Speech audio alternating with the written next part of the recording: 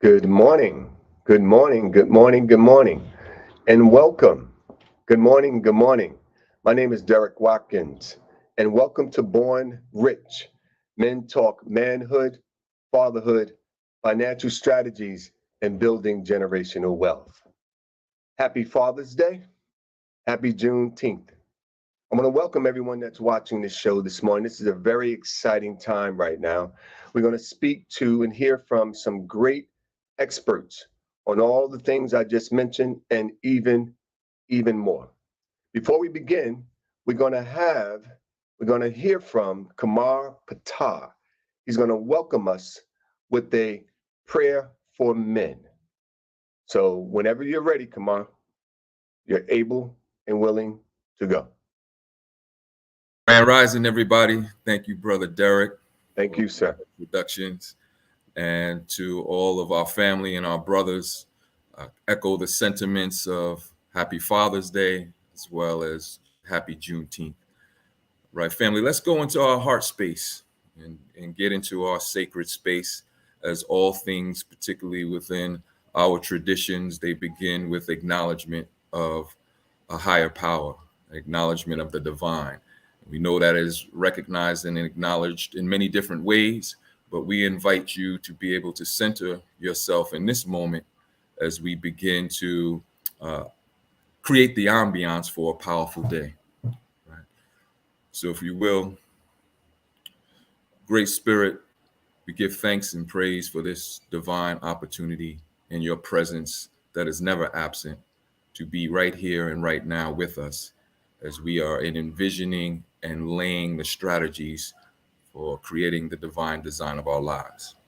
Great Spirit, in this moment, we imbue the spirit of love in our hearts, minds, and our physical, spiritual, and emotional bodies.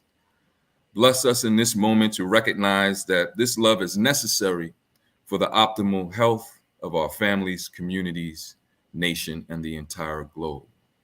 Great Spirit, in this sacred moment, we now reset and connect our true and most authentic powers and divine intelligences that reside within. Bless us to see ourselves as the divine sees us, as we know that we are microcosms of the divine macrocosm. Great Spirit, right here and right now, guide us to the wisdom of our powerful and dwelling spiritual currency and align us with a vibrational match with one of the most powerful currencies on the planet. It's money. Great Spirit, in this moment, we make ourselves available to be present as vessels for our children, those who were birthed into our family, and all who make up our circles of love, influence, and obligation. May your presence through us leave indelible imprints of wisdom and love that will last for eternity.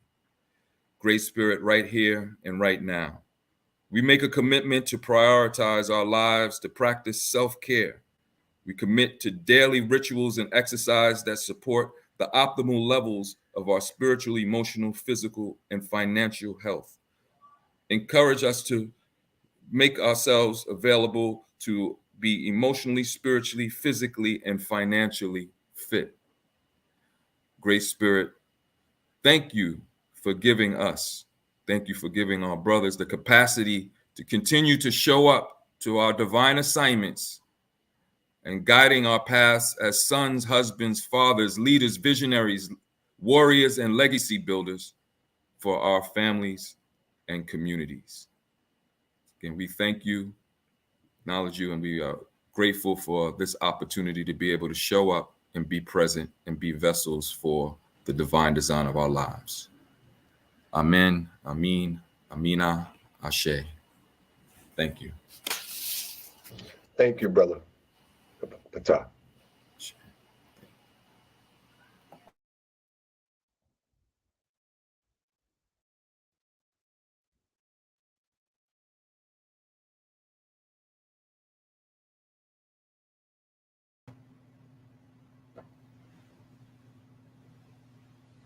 Good morning, everyone. My name is Robert Johnson. I'm the Chief Economic Inclusion Officer and General Counsel for YWCA Metropolitan Chicago, and I'm excited to talk to you this morning and be a part of this amazing event where we talk about how we create generational wealth, why it's important, why it's urgent for our community, and how we uplift each other as we climb. So I have some amazing panelists that will be joining me, and I'm excited to have this conversation with them and to allow them to share their insights as we determine how we as men will take charge of our futures, lead our communities, and inspire others to do the same. So I'll let my co-hosts, co-presenters introduce themselves, and we'll get started. Good morning, everybody. My name is Steve Ingram, and I am the Chief Economic Inclusion Officer of YWCA Metro St. Louis.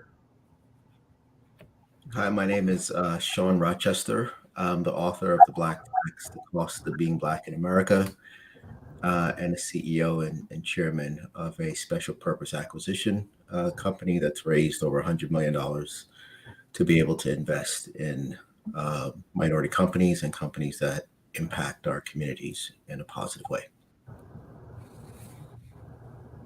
Thank you, gentlemen. As we gather today, the purpose of this conversation is to really have an open dialogue and to share our insights and our perspectives on a wide variety of topics: fatherhood, what financial strategies we have employed or we think should be employed, both personally and collectively for our communities, and then how do we create generational wealth? So let's start with um, since tomorrow is Father's Day, let's pay homage to ourselves and to those other brothers that are fathers, and let's talk about your perspective on fatherhood, how it relates to manhood, how it relates to money, and our role as men, as the financial leaders in our community, and some of the challenges that we face. I know that's a broad topic, so I'll go in reverse order and ask Sean to begin, and then Stephen, if you can share, and I'll bring up the rear. Yeah, that's a powerful question. I'll try to do it, as much justice as I can. I think there's a great responsibility that comes, with fatherhood, in terms of being a provider, being a positive example. Making sure that your children, your family are well positioned as best as you can possibly do so, and to make sure that there is a connection to community, so that in their pursuits of excellence, they're also lifting right as they are rising, kind of across the board, and feel a moral obligation and just an obligation to the group, to the tribe, and to the people, right, to put us in the best position possible, despite the challenges that we have. And you try to do your best every day to not only to they say there's practice what you preach, but then there's also practice what you practice, right? So to try your level best to be able to put these practices into place. It's a great honor to be a father, and I love it. I've always looked forward to it. I want to do a great job.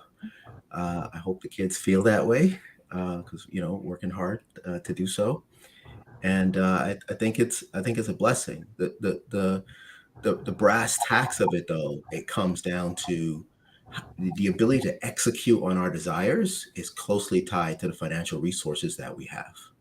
Right? We live in a capitalist society where so many outcomes are tied to wealth and resources, right? Within your family context and within your community context. And that's why the tie to, wealth and financial management and wealth creation and legacy building is so critical to us being able to execute on the things that we want. So I'll kind of pause there and let Stephen kind of really take off on that. All right, thanks, Sean. I think I could definitely piggyback off of many of the things that you just stated as it relates to the overall perception of what a father is, and I think that it's also important to say that there are many of those of brothers that are out there who do not have children but do assume the role in some degree, and that is equally as important when you think about not only being a provider and that stable force within a family structure, but it's also being that example out in the community when our children see so many negative things, when they are enticed by so many things that are going on out there. So having that mentor, having that person that is able to teach you and show you the way along the way, introduce you and expose you to things that you ordinarily may not have been exposed to or had someone in the home to be able to teach you. So it is critical that men assume the role of being that, not only that visionary, as Brother Kamal said earlier, but being that leader by example. And then it's really a each one teach one to some degree. You give all of the information, all of the foundational information that is needed to be successful, and then you just reinforce that right along the way. Continue to have those open dialogues and communications of why things are so important right now, especially at the time that we're in within this country, the polarization and things of that nature. So it's equally as important for us to be visible, for us to be present, and for us to be accessible to anyone who is seeking knowledge and information about how to advance their lives. Thank you, gentlemen. Great insights by both of you. So what I'll add from my perspective to build on both of those comments really is around the first thing that comes to mind. One, first, again, I just want to lift up fathers again, because I feel like we don't get a whole lot of love. And as we're going into Father's Day, again, I want to make sure that I give a shout out to the dads as many times as I can throughout this presentation. But and having said that, as that thread continues in my mind, it's really about that visibility piece that you just talked about, Stephen, in terms of visibility in your home, but outside your home and in your community. I think one of the things that that we also should lift up, in addition to what we do to protect our own, is what we do to protect others, protect the community. Because I think we talk about our ability to provide, and that's a whole thing that we can unpack in terms of the racist system in which we live, and the barriers that prevent Black men from being able to provide, and to have that ideal image of what a father often pretends to be in the popular media and in popular culture. So we could talk about some of the barriers that prevent men from being able to provide. But I think there's also another role, which is to protect. Protect not only your home, but protect the community. And I know both of you brothers do that in terms of your involvement in the community and how we develop that community and how we protect each other. So when I think about fathers, I hope that as we embark upon this Father's Day, that there will be a more concerted effort for brothers not only to provide, but to protect their homes, protect their communities, because our communities are under assault. I mean, it's just a reflection in many instances of what's going on in the home. We talk about generational wealth a lot, and generational curses. There's one that we need to lean into, which is generational wealth, and one we need to lean away from, which are those generational curses, some of those behaviors that unfortunately get passed down to our children, because they will be what they see. So as we, as men, are active in the community, actively engaging with our kids about financial education, financial information, financial inclusion. Again, I shout out to Sabrina and World of Money, because they are at the vanguard of being able to provide that information, so that you get this two-for. You get the kids learning about how to create wealth, and at the same time, because many of us, if your family was like mine, my dad and I didn't have conversations about how to create wealth. If you begin that dialogue with your children, you're teaching them and you're learning at the same time. So you get a multiple of two as you're teaching each other about how to become better stewards of your money and your resources. So I want to shift as we talk about fatherhood, and kind of build upon that last piece about financial strategies, and bring back the sort of the topic of our panel, which is the urgency of now. And I want to talk about from you all's perspective, and then I'll go and report for it again, Stephen, and then Sean, and then I'll follow up. The urgency of now for our people, and I'll tee it up, because I often quote this statistic that white folks essentially have 10 times the wealth of Black folks. Average white family has a net worth of around $176,000, whereas the average Black family has a net worth of around $17,600. And Asian and Hispanic families don't fare much better, according to recent Brookings Institute studies. So, what does that signal to you in terms of what we need to do in terms of wealth creation And what financial strategies do you think we need to lean into to try to address that racial wealth gap, which is essentially what we're talking about? So, Stephen, I'll toss that one to you first, and then if you can provide some perspective. I know you've written a book on this topic, so I know you're going to have some nuggets that folks can take home. Well, let me say that the book is in progress. Haven't gotten it out yet, like Brother Sean, and assume that author title. But this is something that we do every day, in looking at what's going on and our efforts to try to close or shrink the wealth gap that we have. We know that we are playing from a deficit by and large within our community. And when we look at the social determinants of wealth, and we know that we have housing, we have employment, and then, of course, entrepreneurship, which is a big piece of this conversation. And we're probably going to hit this several times. It goes into some of the work that Sean does in raising capital. It definitely goes into the work that you do every day as well, Robert. And so looking at those opportunities, making sure that we are identifying where the resources are and creating access to those resources and opportunities. There is a ton of funding that's out there, but when we look at women and African Americans that are seeking those funding opportunities, we are receiving a very small, almost minute amount of the funding that's there. So where is the capital? Understanding what's going on, the difficulties associated with getting the business started, getting it into community, getting capital, being able to get things moving. So there are a lot of challenges there. And that question, Robert, is a really good one because, again, this is a big piece, I think, in terms of we could unpack this. This could really consume our entire time just looking at this piece here. But there is a lot to look at, and we can't exclude. We are talking about wealth creation, but we also have to understand extraction in the community and where those pieces are.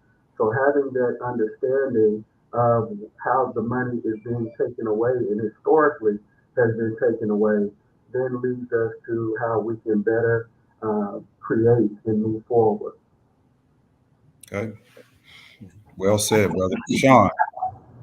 Yeah, so as Stephen said, this is a big topic, right? And we won't have enough time to kind of delve into it.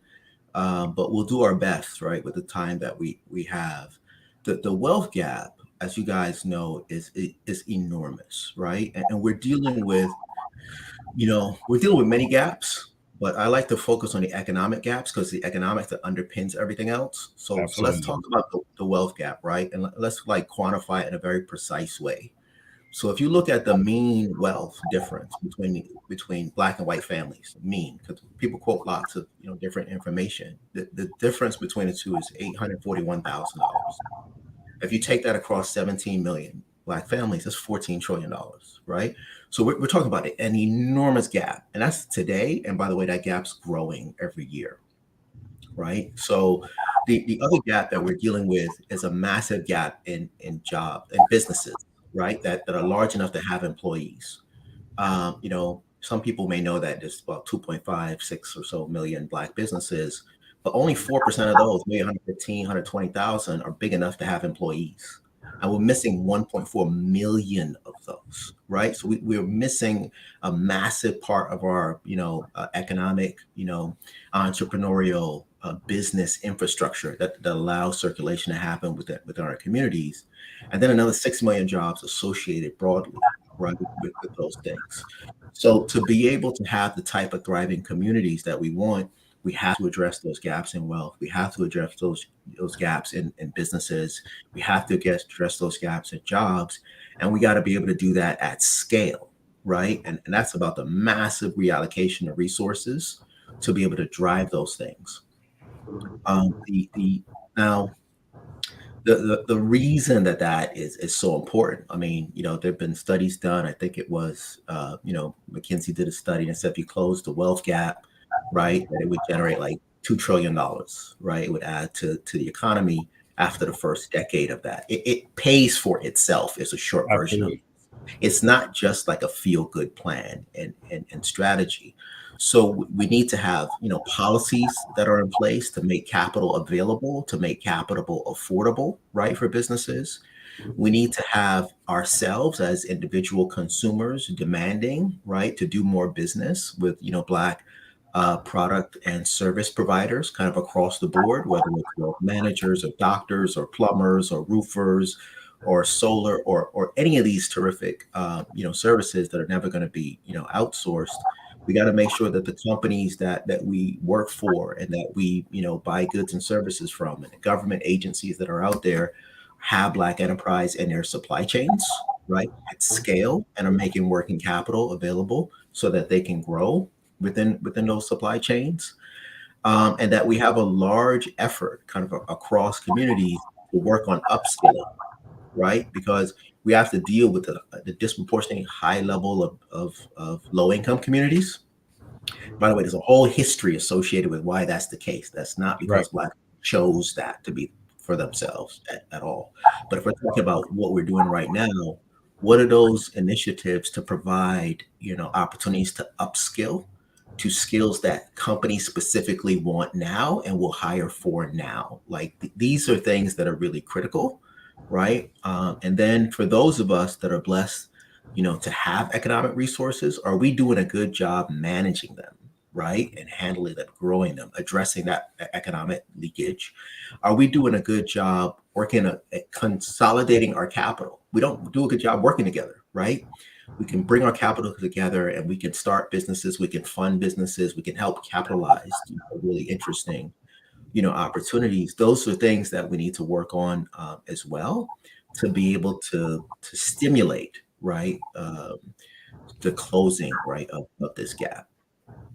I'm glad you brought that up, and that's sort of that cooperative economics piece, which we look at other cultures, and we often criticize various aspects of different cultures as are we criticized, but there's some takeaways from some other cultures that have allowed them to be successful, and I'll cite one example. About 60% of the hotel industry is owned by Asians, primarily Asian Indians. And that is because they recognize that the average cost of a motel in a rural area was probably comparable to the house, to the cost of a house in a more affluent neighborhood. In a hotel, you may be looking at a 5-bedroom house versus an 8 to 10 room motel. And they doubled down in that industry and started buying motels, living in those motels instead of living in a house, and then inviting their family members to live in those hotels so that they all learned the hotel industry. And then they began flipping hotels like people flip houses. And now they own 60% of the hotel market. So they may start with a motel, flip it, buy a Choice Hotel or a Wyndham or something, and then ultimately get into a Hilton or a Hyatt. So they cooperatively work together and dominate an industry. So as we talk about strategies, because I mean, Sean, again, I love the stats and the data because it's there, but as stark as it is, it also provides us guidance and areas where we need to focus.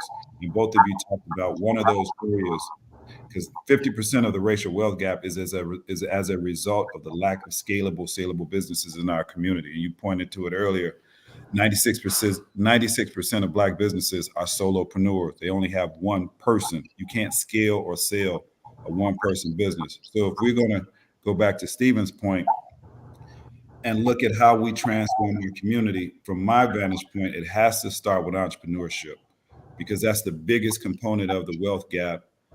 That as entrepreneurs hire folks, they invest in communities, they invest in infrastructure, they provide opportunity, and they're innovators. And we as a community need to, and we are entrepreneurial by nature.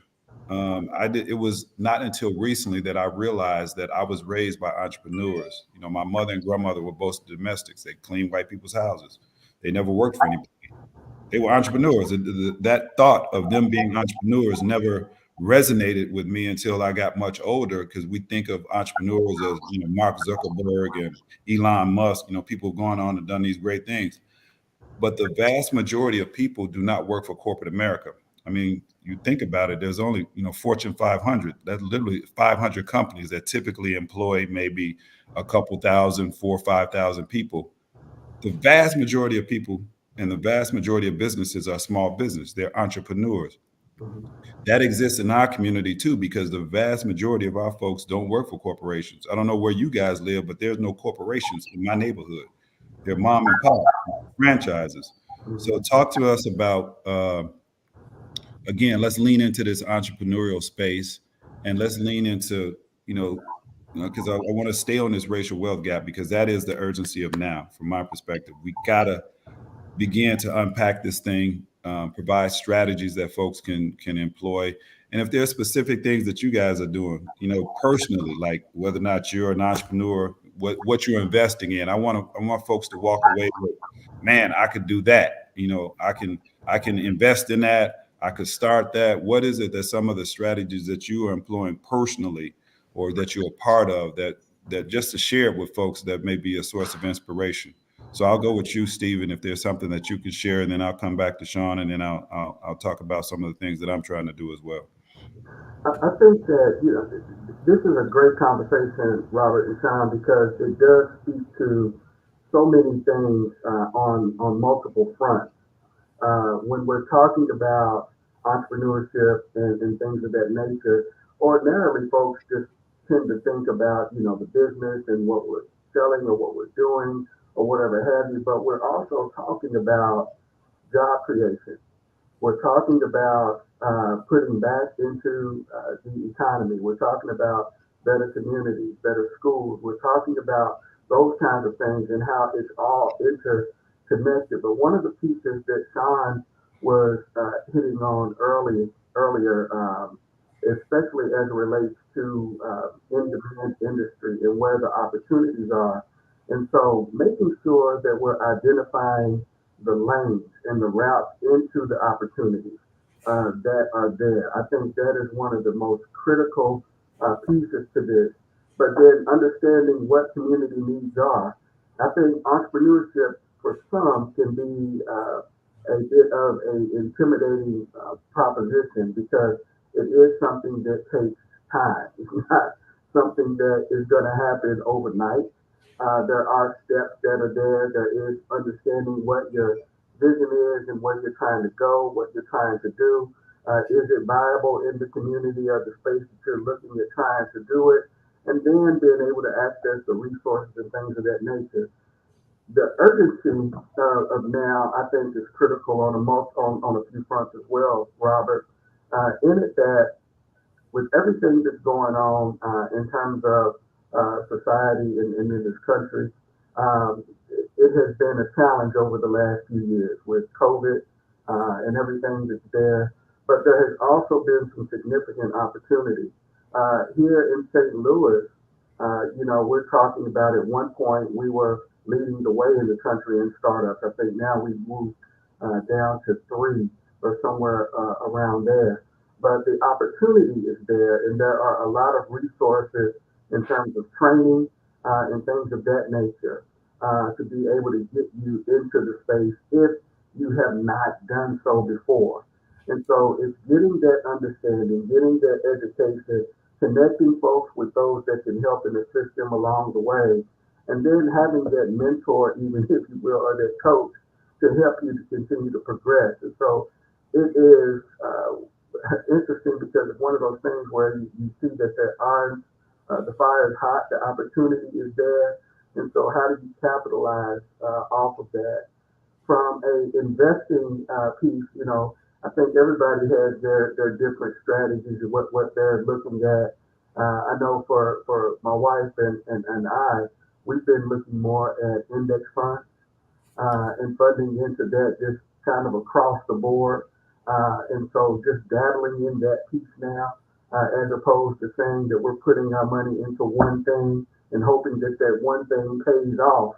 Right. So we're looking at how we can maximize our dollars in hopes that we can get more of a return, while at the same time continuing to educate ourselves in that space because we did not grow up having entrepreneurs or investors in our household. We come from humble beginnings, and our families did the best they could with what they had. So for us to try to build on and to leave something behind is what is most important because the one thing that we all have in common here as it relates to urgency, Robert, is we're running out of time, no matter who we all are. So making the right decisions now is truly incumbent if you're wanting to build and be and have something there to leave behind. Awesome. Awesome. Index funds. All right, I got it. Sean. Yeah, so I'm gonna be broad and wide Okay. with this one because it's so critical. Um, so on an individual level, because I, I grew up without resources, right? Like I tell people, in our family, when somebody died, you got a bill, not an inheritance. Right. You Right. know what I mean?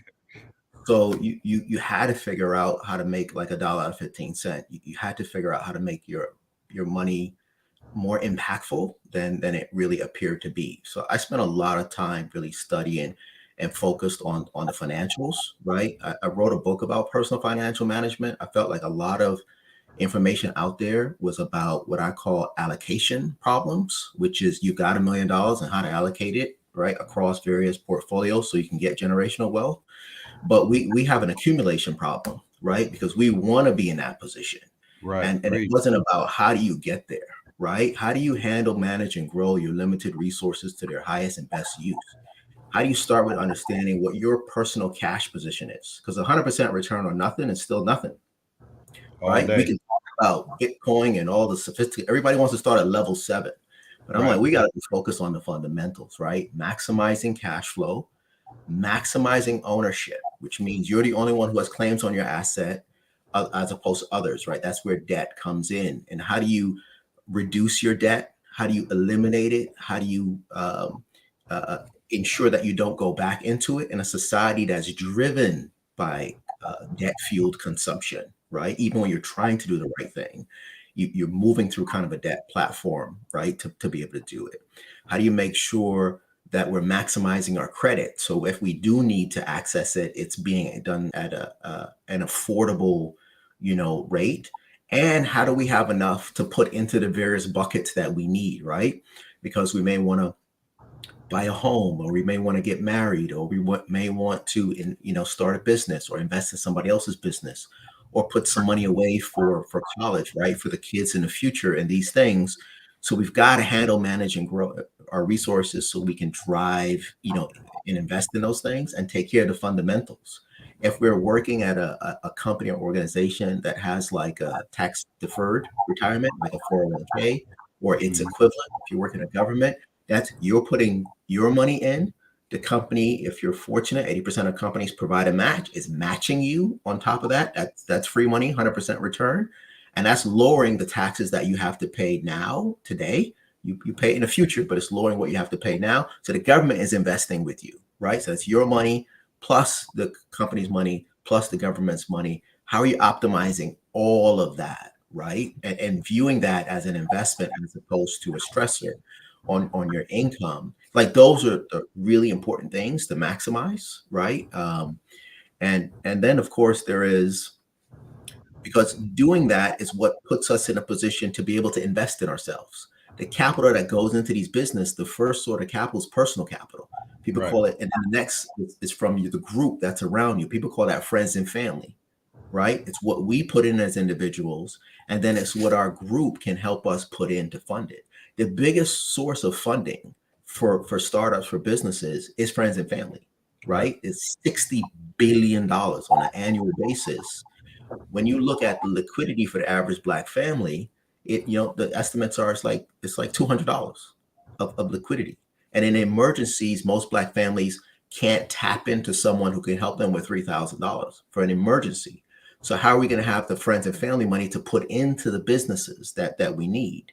So for those of us that are earning higher incomes, we have a great responsibility to reduce the economic leakage, to maximize cash flow, to maximize ownership, and to be putting money away, right, for our kids and for retirement and the like. But that puts us in the position to be friends and family rounds for other people.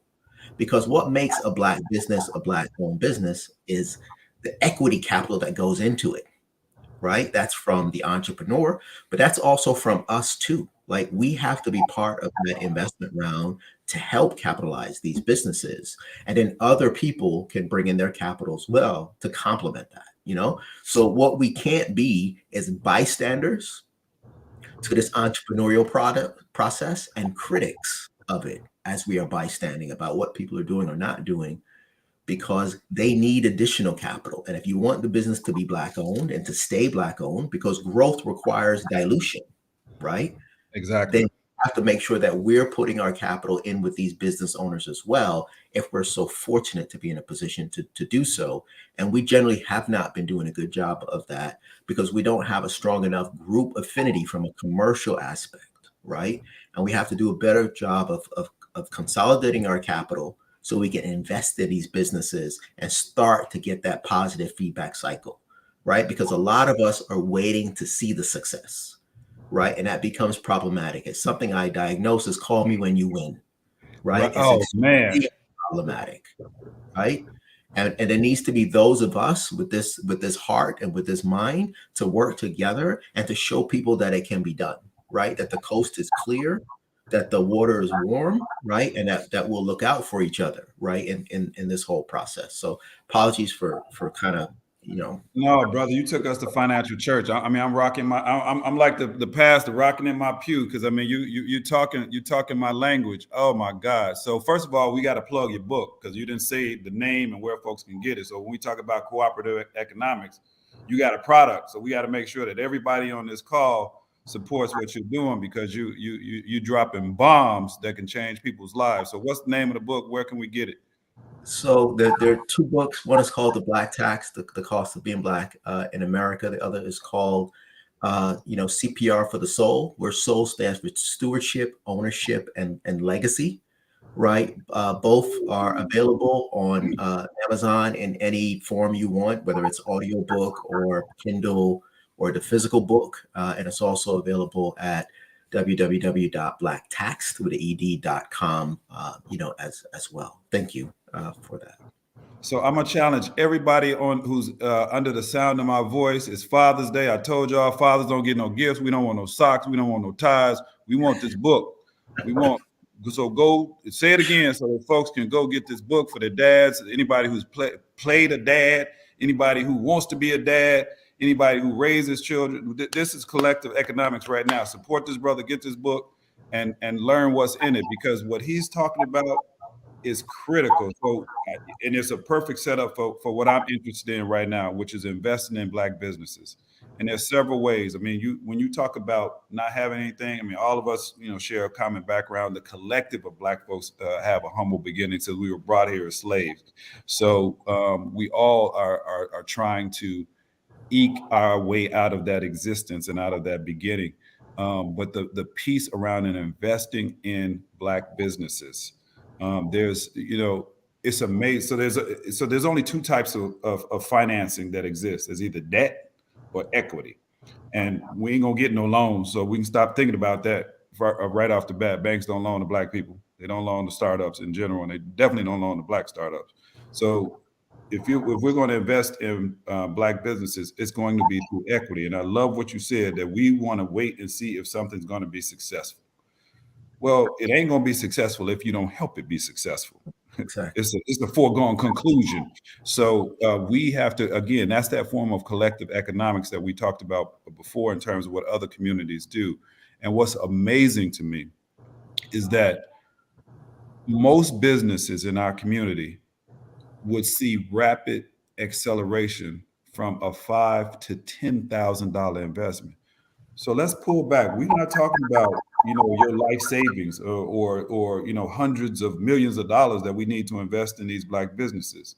Most Black businesses are undercapitalized, and a $5,000 injection to a new entrepreneur is a game changer. There's not many opportunities that you're going to get to own a piece of business for that type of investment. So I want to break it down for folks, the type of numbers that we're talking about.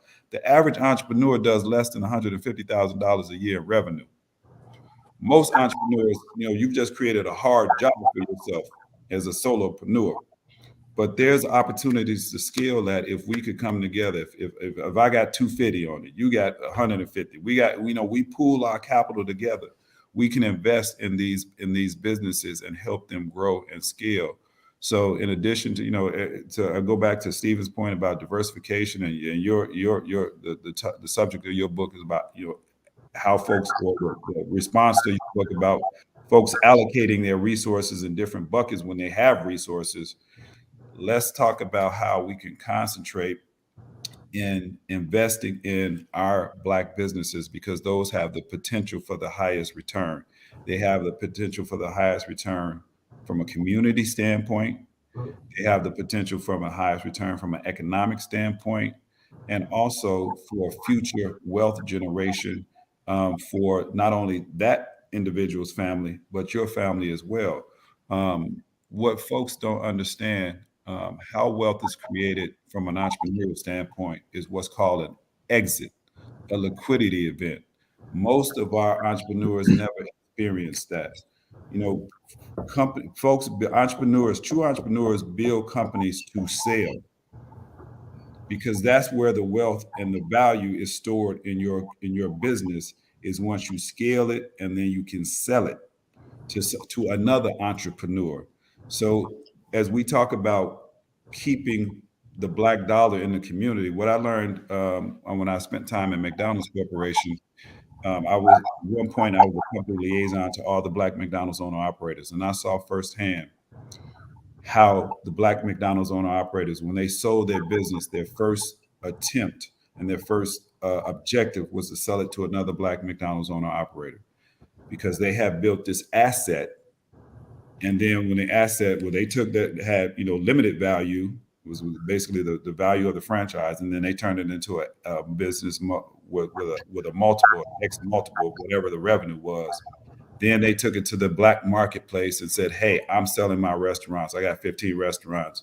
You get 2, you get 3, you get 4. If somebody couldn't take all 15, they would try to divvy them up amongst the other owner operators. That's what we need to do as Black folks, is to build these businesses and sell them to each other within our community, so that the business never leaves the community. Just like we never want the dollar to leave the community, the business should never leave the community either. What unfortunately happens is that we build businesses and our kids don't want the business. Oftentimes we haven't developed the financial controls within the business, namely a retirement plan, because a business only generates generates income for you while it's operating. If you haven't developed a 401k or some kind of retirement plan, and you aren't able to sell your business, which happens to so many of our entrepreneurs, when that income stops, so does your income. And we've seen too many businesses in our community that have been in existence for 20, 30, 40 years. And then when a person gets old and can't work in the business anymore and they try to sell it, there's no business to sell because they haven't scaled it. So they don't get that liquidity event. And then they haven't done what is the most important principle, because I hadn't talked about what I believe in, is pay yourself first. This ain't one of our books, but I'm gonna hawk it, and I don't get no money from it. But it's a Bible that I want everybody to read, and it's called The Richest Man in Babylon. And one of the principles of that book is pay yourself first. So as an entrepreneur, we're taught to pay yourself last. That's ridiculous. Pay yourself first. Before you pay anybody, before you pay any bill, pay yourself first, because that is the only value that you have in that business, is your ability to either create a retirement through paying yourself first, if you don't create a scalable business, or if you do create a scalable business, your exit. So I think we're running short on time. It looks like we may have gotten a reprieve from Sabrina to extend it a few more minutes. But so if that's the case, I want to continue on this thread because I think we're hitting some practical solutions and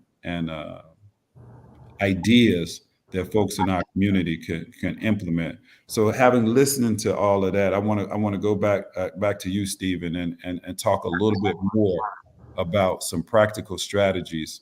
I mean, like what? So again, if you talking to your younger self, um, let's say if you were anything like me, I was, in my early 20s, a knucklehead, smelling myself.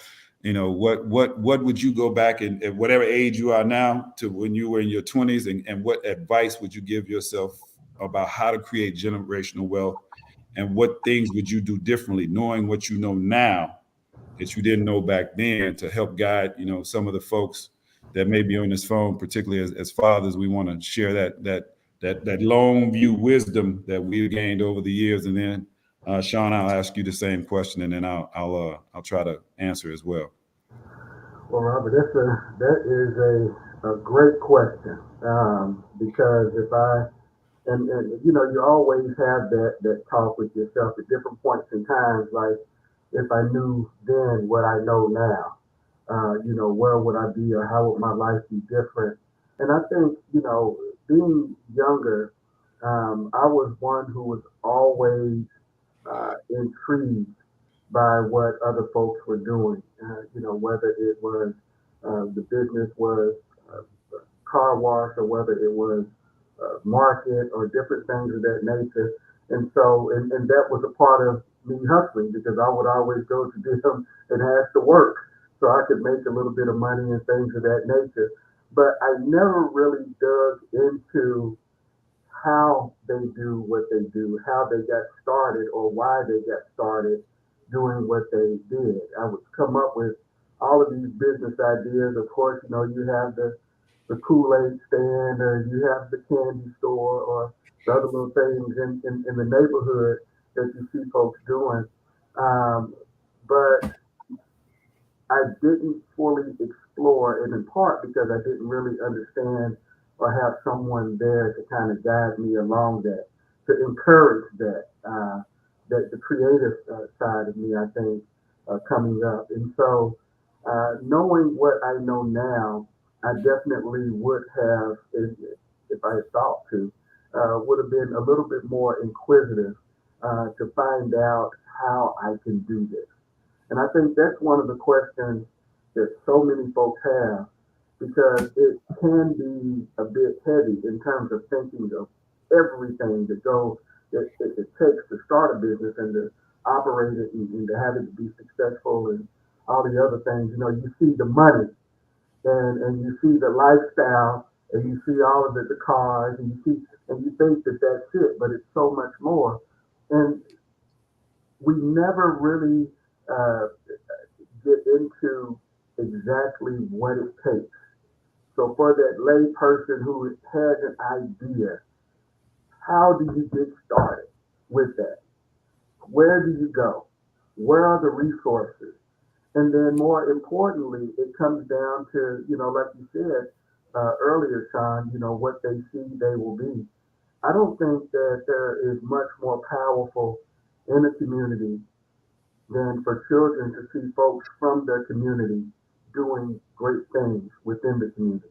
And Absolutely. so the opportunity that comes along with that as well, the encouragement that comes along with it, that's the spark in most cases.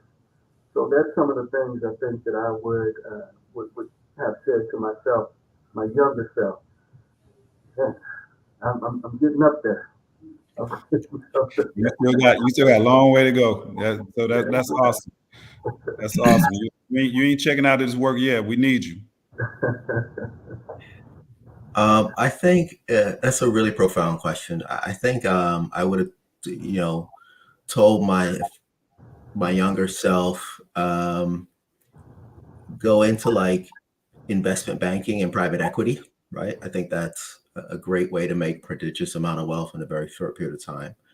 I would have told myself, look deeply at technology, right, and kind of fast growth, transformative companies, right? Because if you're in an equity position in those companies, that's going to transform your wealth more than just about anything else that you can, think about. For sure. Part of the challenge is, and that, my advice in general is education is supremely important. Your performance in that system is supremely important. People will pay you if you come from a low income area and you're able to get through this massive gauntlet, right, of challenge and negativity and perform well. They will fund you to go to school for free, right? Take advantage of that. Leave nothing on the table. Don't listen to anybody who's not 150%, right? For becoming highly skilled, right? From an educational standpoint, make as much as you can, as early as you can, and save like crazy. Don't floss, don't wild out, all that stuff, right? It's coming. You will get what you want, right? Or like all of the juicy things that you think is wonderful, that's all coming, right? But earn as much as you can as early as you can, right? Look into areas and in technology and biotech and law, obviously STEM, and a bunch of different areas. Like I would encourage people to do that, because most of us, we're not beneficiaries of intergenerational wealth transfers of inheritance. What we got is what we have, and being able to make the most of that. And we also have the added responsibility of helping our family and other people around us. So we need prodigious amounts of resources to drive ourselves forward while dealing with the headwinds of helping other people at the same time. Don't play around when it comes to that. High skilled, high earning, early, save like crazy. That's what allows you to invest in yourself. There's a brother that created Calendly, I believe. That's a multi-billion-dollar kind of corporation right now. He's a billionaire as far as I understand, right? He put in $200,000 of his own money. You know how much what you need to be doing to have 200,000 liquid, right? As a young person, like he was in that software kind of technology space. So you're earning a lot and you're saving like crazy as when you're doing it, because the first tranche of capital is going to be coming from you, right? The next tranche of capital is going to be coming from your friends and your squad. And those people, matter quite a bit. There is no conflict between working and entrepreneurship. Most entrepreneurs come out of it. Say that again. There is no conflict between working and entrepreneurship. Most entrepreneurs come out of industry. They learn and hone their skills in industry. They figure out how to do it better or more effective or take a different angle on it. They bring those skills into starting a new business, and they bring in other capital from different sources. It's complementary. You can start out working for someone else at a high level, do a phenomenal job, and then you can step out later on with more capital amongst yourself and other people, and perhaps the bank, perhaps the SBA, perhaps a lot of other things to complement the work that you're doing, right? But we got to make sure that we're in a position to fund our dreams. We can't have it where, somebody needs to help us, give us 10 grand to do something we know is good, right, and proper and profitable, right? We got to raise the ceiling of asking other people for resources. For $1 million things, I get it. I totally understand. These smaller things, we should be able to fund as individuals, and we should be able to fund as a group. I see too many businesses that are great ideas, with high quality teams, with real legitimate backgrounds and credentials, but they don't have access to the capital. These are not like mind-boggling amounts of capital. We got to make sure those businesses, right, are well capitalized. The best way to do that is to make sure that we can make some contribution to it, right? If possible, we can put up 5, 10, 20, 100, 150, 200, whatever you're blessed to be at. But unless we're working to be in that position, we won't be in that position, right? Because we don't get the inheritance that's going to come to make up for that, whereas our peers will get it. And just so people are clear, Black people are 1/5 as likely to get an inheritance. The size of the inheritance is 1/10 the size as our white peers, and only 20% of that goes to increase our wealth profile, right? So we can't be relying on that. We got to be maximizing what we have and working collectively and cooperatively, right, to be able to do so. Man, great nuggets. I'm going to be brief because we got a question in the chat that I want to hit, and I want you guys to hit as well. But going back to talk to my younger self, one, I didn't realize that youth is a superpower. You talked about it, Sean, from the standpoint of how people will pour into you. I mean, I was a young, hungry gun, but I didn't realize how to leverage that superpower. And I would have invested in startups. I was, working, doing all of the stuff that most normal people do. But the idea of investing in a startup, not even on the radar. Didn't even know what a startup was. I thought that's what you did to your car. You started up when it was cold. That didn't register for me. So I would look at those opportunities. Back then they probably didn't have Regulation D investors. For those of you watching, I'm not going to tell you what that is. You find out and you email me and I'll tell you what a Regulation D investor is. But that was that could have been an opportunity for me to get into some of these startups that exist. But in our community, you don't need to be a Regulation D investor. As I said earlier, you can invest in some of these mom and pops for little or nothing, and you for the money that you blow in a club, trying to get bottle service and doing all of that, you can invest in some of these businesses. So I would have done that, and then I would have bought life insurance and used that as a vehicle to create wealth. That's a whole nother show. But I want to answer this question because it just touched on what it was that I was talking about. And this comes from Albert Handy. What do you want to see from pre-seed or seed stage company in order to make a decision about whether you will invest equity? So since I read the question and since I talked about investing in startups, I'll take the first whack at it, and then I'll let the other brothers get provide their slant. So for me, any company, any deal, anything I do, it starts with the person, because you are your brand. I'm investing in you. I'm not really investing in your company. A company is an idea. You are a person that's going to make that idea come to fruition. So first, you got to be on point. And what does it mean to be on point? You got to know your numbers. You got to know your industry. You got to be educated. You got to be invested in your own business. Don't ever come and ask somebody for money if you ain't putting no money in your own business. And I want to know that you put extraordinary money in your business, whatever that is. That means that I sold my car. I ate ramen noodles for 9 months. I borrowed money from my mama. I maxed out my credit card. Whatever that is, I want to make sure that you are as fully invested in your business as you're asking me to be. And then I look at the business. Then I look at the business model and see if it makes sense.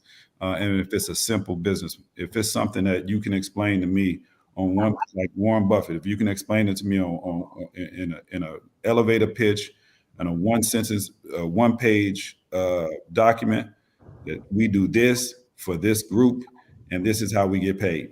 If you can't answer those 3 questions, then you need to go back to the drawing board. You can have all the pretty slides and all of that, but and then more importantly, how am I going to get paid back my money? Because the most important thing is not return on investment, is the return of my investment, then the return on my investment. So that's my formula for whether or not I determine whether or not I'm going to invest in the pre-seed stage companies. But I'll let the other brothers give their perspective, and because we're running out of time, I think Sabrina's hit me. So try to keep it tight, brothers. Well, I'll tell you, mine is really quick because this is something that I was told last week, and I think that it falls in line with what you're saying, Robert. I had a gentleman tell me, who's an investor. He said, "Don't don't talk to me about valuation. Show me personal funds." And so he wants to know what you have invested in you at this point in time. So that falls in line with what you were saying as well, Robert. Yeah, so I piggyback on a lot of things that you said, Robert, as well. I think being able to leverage a group is important because, you have multi-decades in industry.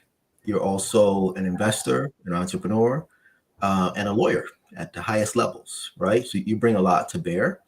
And I've been fortunate to, be an investor and have an MBA and be able to look at these things. So leveraging a group, right, who are bringing different points of view as they're looking at this thing is really important. Fundamentally, you're going to be investing in the person and in their experience and what they've done before. and what they're seeing in the marketplace that's creating an opportunity that they can exploit and defend over a significant, period of time. But that presumes that you know the right questions to ask. So if there's a group that's working with you, it's very, very helpful, right? Because everybody's kind of leaning and learning from each other, and you're kind of scaling the capital. The other thing is you want to have enough to put around in some different opportunities, right? You don't want to be like betting on the thing that's going to be the thing that makes everything right. You're diversifying your levels of investment across multiple opportunities. So I mean, those are some of the things. Generally, it's within the network, right? It's people that right, and you have a sense of their background and their dossier. They're invested. That give you some comfort. The worst thing you could do is to be more invested than someone else. When things start going sideways, which they always do, there's less incentive for them to put in Herculean efforts to make sure everything gets kind of put back on track. And you never want that kind of, disconnect, right? It's more about what to avoid. Avoid ideas where people not familiar with it, right? And haven't kind of done it before, and the like. But, there's something else I just want to briefly just say and add to it, which is, in addition to the efforts that we got to take, we got to have the more capital in the hands of Black venture capitalists, private equity managers, and the like. We have to have more companies, pension funds allocating capital to our manager of capital, right? Who are bringing cultural understanding and group affinity and less anti-Black bias to actually be able to see the opportunities, right? There's $70 trillion between real estate funds, hedge funds, private equity funds, and mutual funds. Only 1.3% of that is non-white. By the way, I didn't say Black. I said non-white, right? Right. Buried inside of that 1.3% is Black. We need a massive reallocation, right, of capital to Black managers and others, right, to be able to invest in businesses at scale as well. All right, well, gentlemen, we got to wrap up. I'm gonna take this last. There's one question that was answered. I'm asked, and I'm gonna answer. And it came from Kevin Crump. I thought one sound principle was to always use OPM, other people's money. Mr. Johnson emphasized investing / maximizing out your own capital. Can you help reconcile? Yes, other people's money is for leverage. But in order to get your, like you buying a house, you're still gonna have to put something down most times. But the bank is financing that debt. That's other people's money. That's leveraging your ability to scale or to get something that you may not have the capital for. Same thing with the business. You got to put some money in, and then you get other people's money to scale the business. So it's not an either or, it's a both and. So as we wrap up, brothers, first of all, I want to thank you for just amazing lives that you've curated for yourselves and for your families and for your communities. And thank you for the wisdom that you've shared. I wish you both a prosperous, blessed Father's Day and Juneteenth, and thank you, and thank Sabrina and World of Money for putting this on. And next up is money's influence, self, family, community. But hey, again, brothers, thank you. God bless.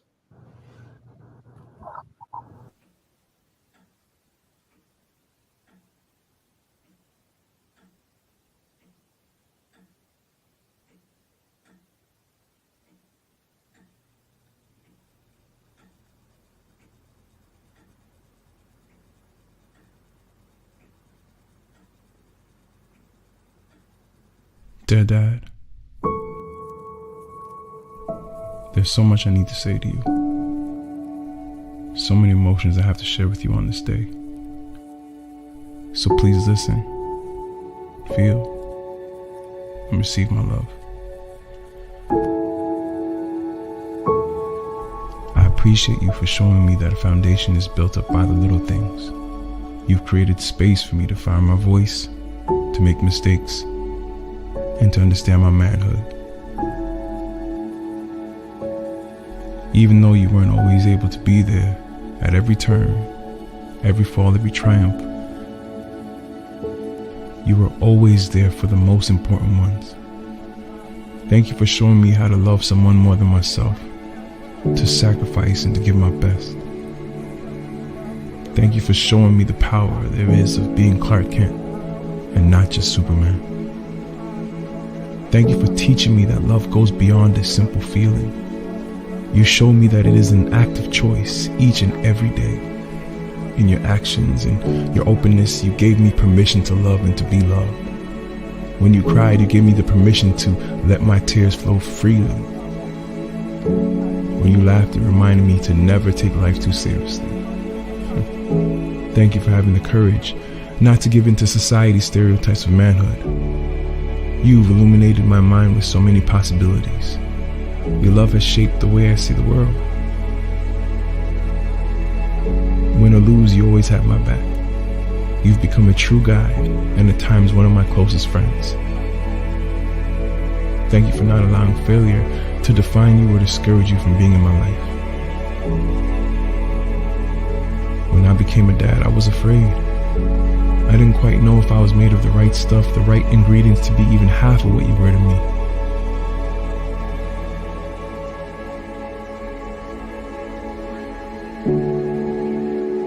What gave me the confidence to embrace fatherhood was hearing my father's voice. Your voice. Thanks, Dad.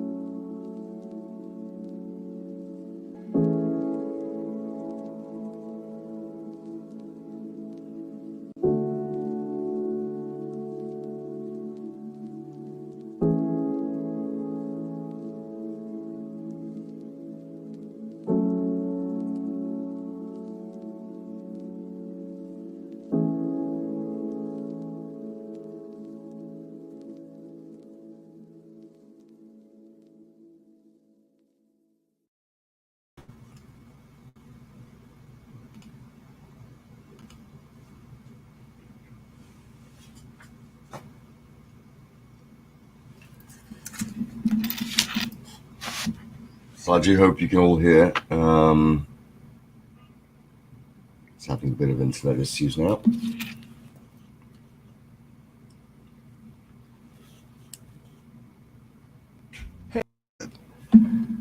Hey, can you envision a world when those who have historically not invested use their mobile phones to purchase fractional and whole shares in U.S. publicly traded companies with zero trading fees? That time has come. Wakeza. Finally, from your mobile phone, you can start investing to build wealth. Wakeza. Just download the Wakeza app, create your account, receive financial education. Wakeza. Join the Wakeza online community, research companies, then purchase fractional or whole shares in U.S. publicly traded companies. You become a financially educated and protected investor. Wakeza has one empowering objective: generational wealth and financial inclusion for the culture of investing. Wakeza.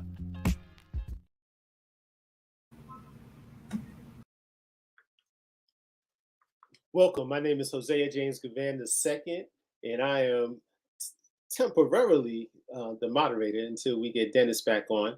We want to welcome everyone for Born Rich, a world of money's focus on money's influence and self, family, community, from a man's perspective. My fellow panelist is Mickey Fax. What's up, fam? What's going on, brother? How you feeling? I'm good, man. I'm good. I see Dennis is back in. You there, Mr. Moderator? Can you hear me? Yes, I can. Ah, brilliant. Love it when it happens. Good to meet you all.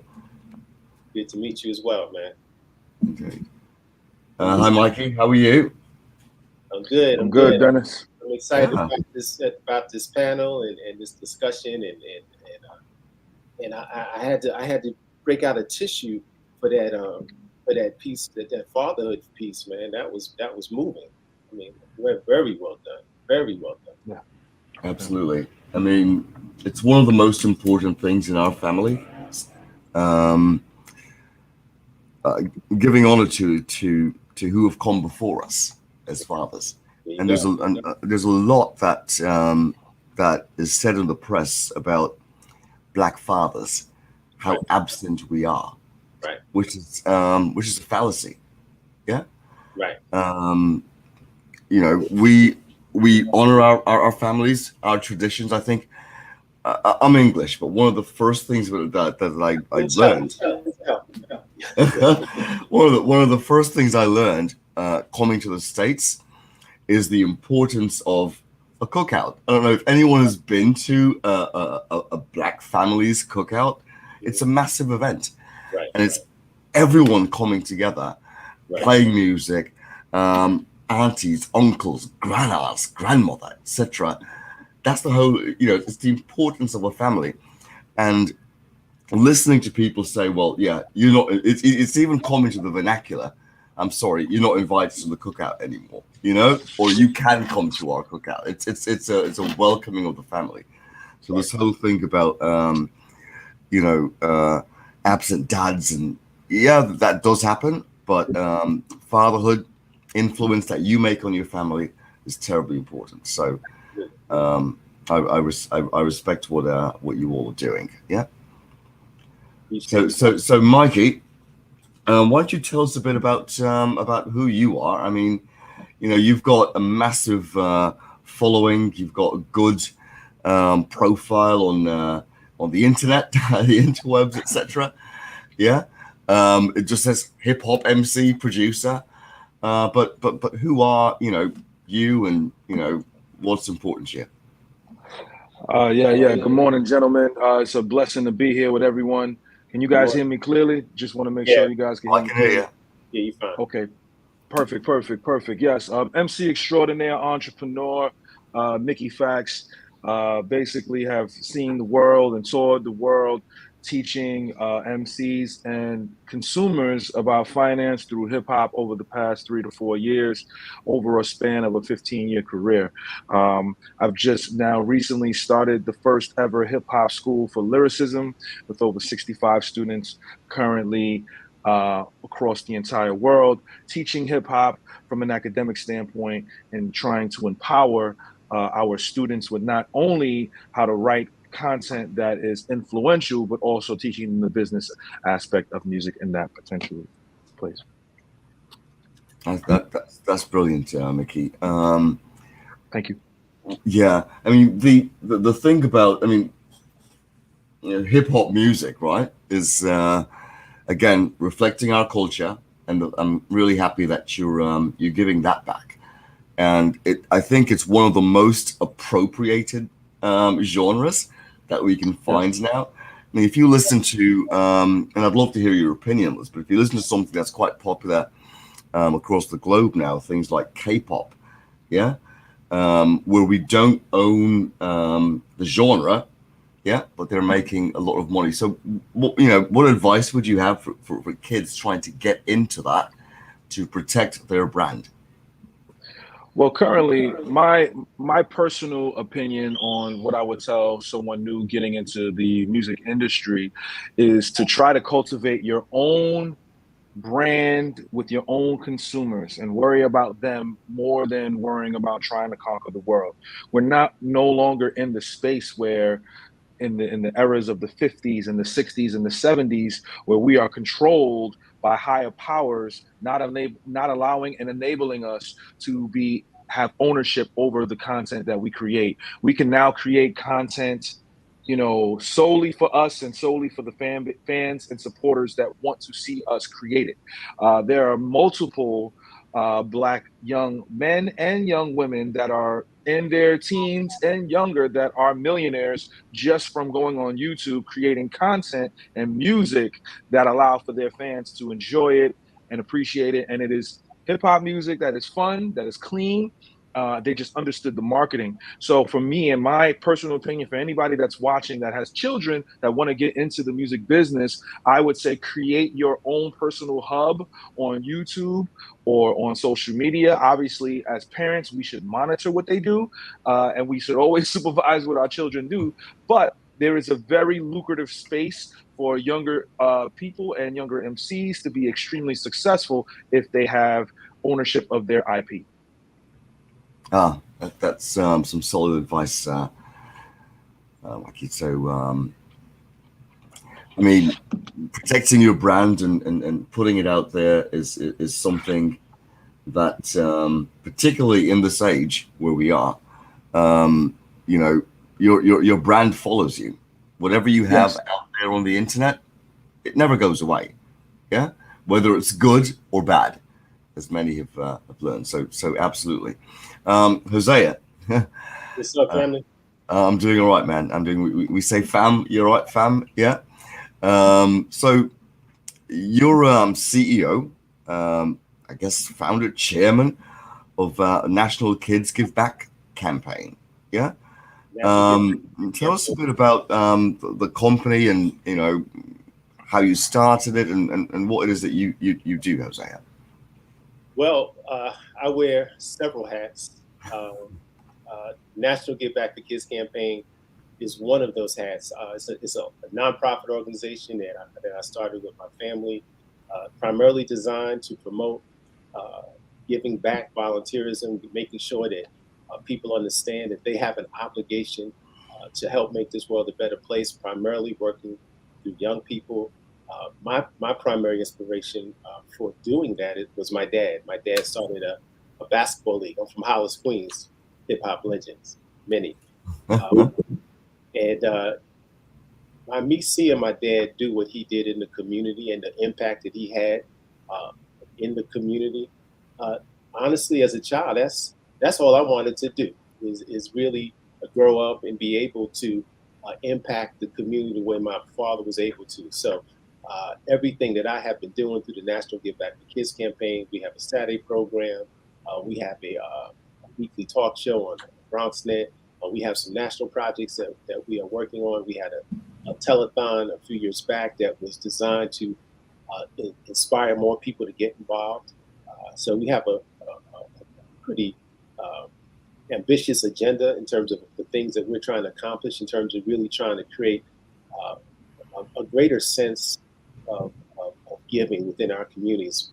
I recently created the Vanguard, and that's a for-profit play on the word Vanguard.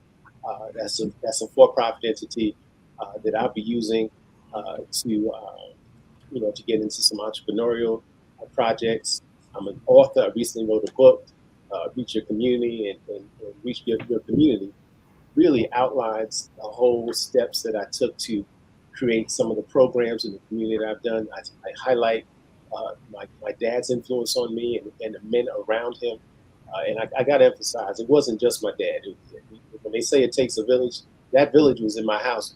Dad going there every week. And so I was inspired by not just my father, but I had a lot of positive men in my life that were coaches in my dad's league that really have helped me to develop this sense of caring for the community.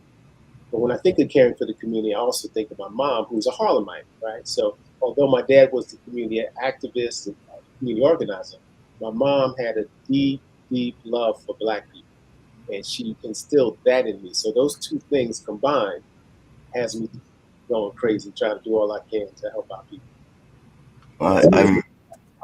Wow. That's amazing. I mean, it's funny how one of the very first things you said was the impact that your dad had on you, and how you wanted to emulate that individual. That's right. And in our community, I mean, your family is there, but you have individuals that you look up to who are all your dads, and putting that together is, I mean, it's touching. Yeah. One of the things that that we need to realize as Black individuals is the Black experience is unique. Yes, it is. Yeah. And it's global. Absolutely. Absolutely. Right. When individuals talk about things like, well, what is, and I'm unapologetically black. Right. Yeah. Yes. You don't need to apologize. I'm comfortable in my skin. And I love the fact that you guys are very comfortable in your skin as well. It fills me with pride. Yeah. One of the things that we don't learn, and this is again a global thing, is fiscal responsibility, right? Your fiscal hygiene. How do you handle that? So, Nikki, I'm going to ask you this question.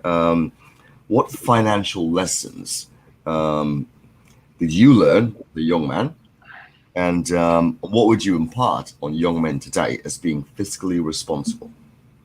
Man, that is an amazing question.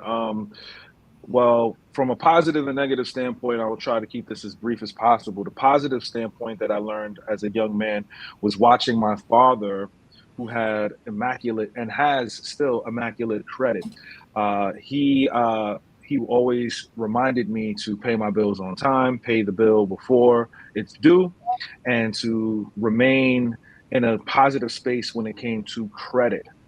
One negative thing that I learned along the way was I was working at a law firm. I was about 22 years old, and I will never forget this. I went to Citibank to open up a bank account, and it was a lovely bank teller.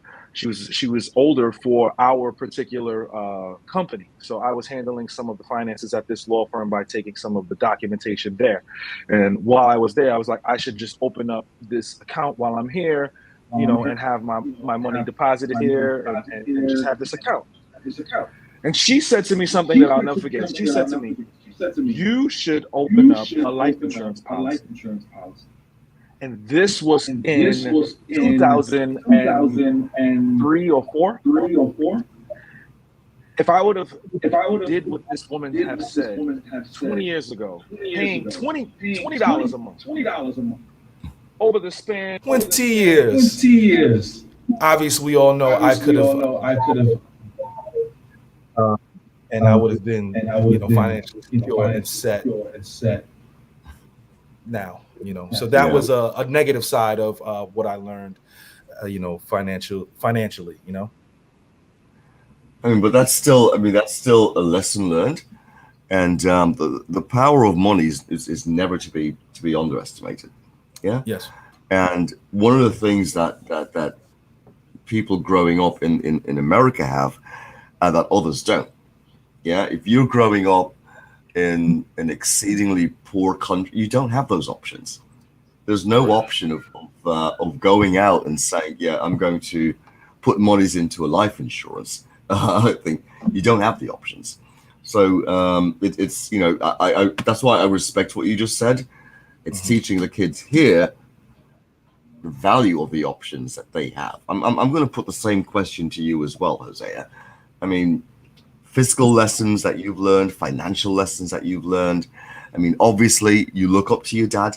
I see it. I feel the pride you've got in fam, and but just impart some of that wisdom that you've learned on your own, how to protect what you earn. Because wealth, money is something you earn. Wealth is what you keep.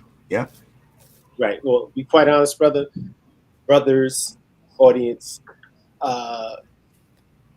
My father was that community serving guy. Although he was a pioneer at IBM, I cannot say that the financial. I learned a lot in terms of financial lessons from my parents, from my background. But what my parents were, absolutely, they were hustlers. They were out there trying to, in addition to working for IBM, my dad and mother, my mother and father, were involved with this organization, business called Ameriprise. Ameriprise became Amway, right?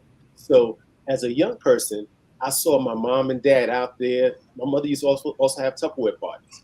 So I saw my parents taking on entrepreneurial projects to help supplement their income with the family. I saw my father create a basketball league, right? So I saw my mom and dad take charge of situations, create situations to help make the community better and to help our family.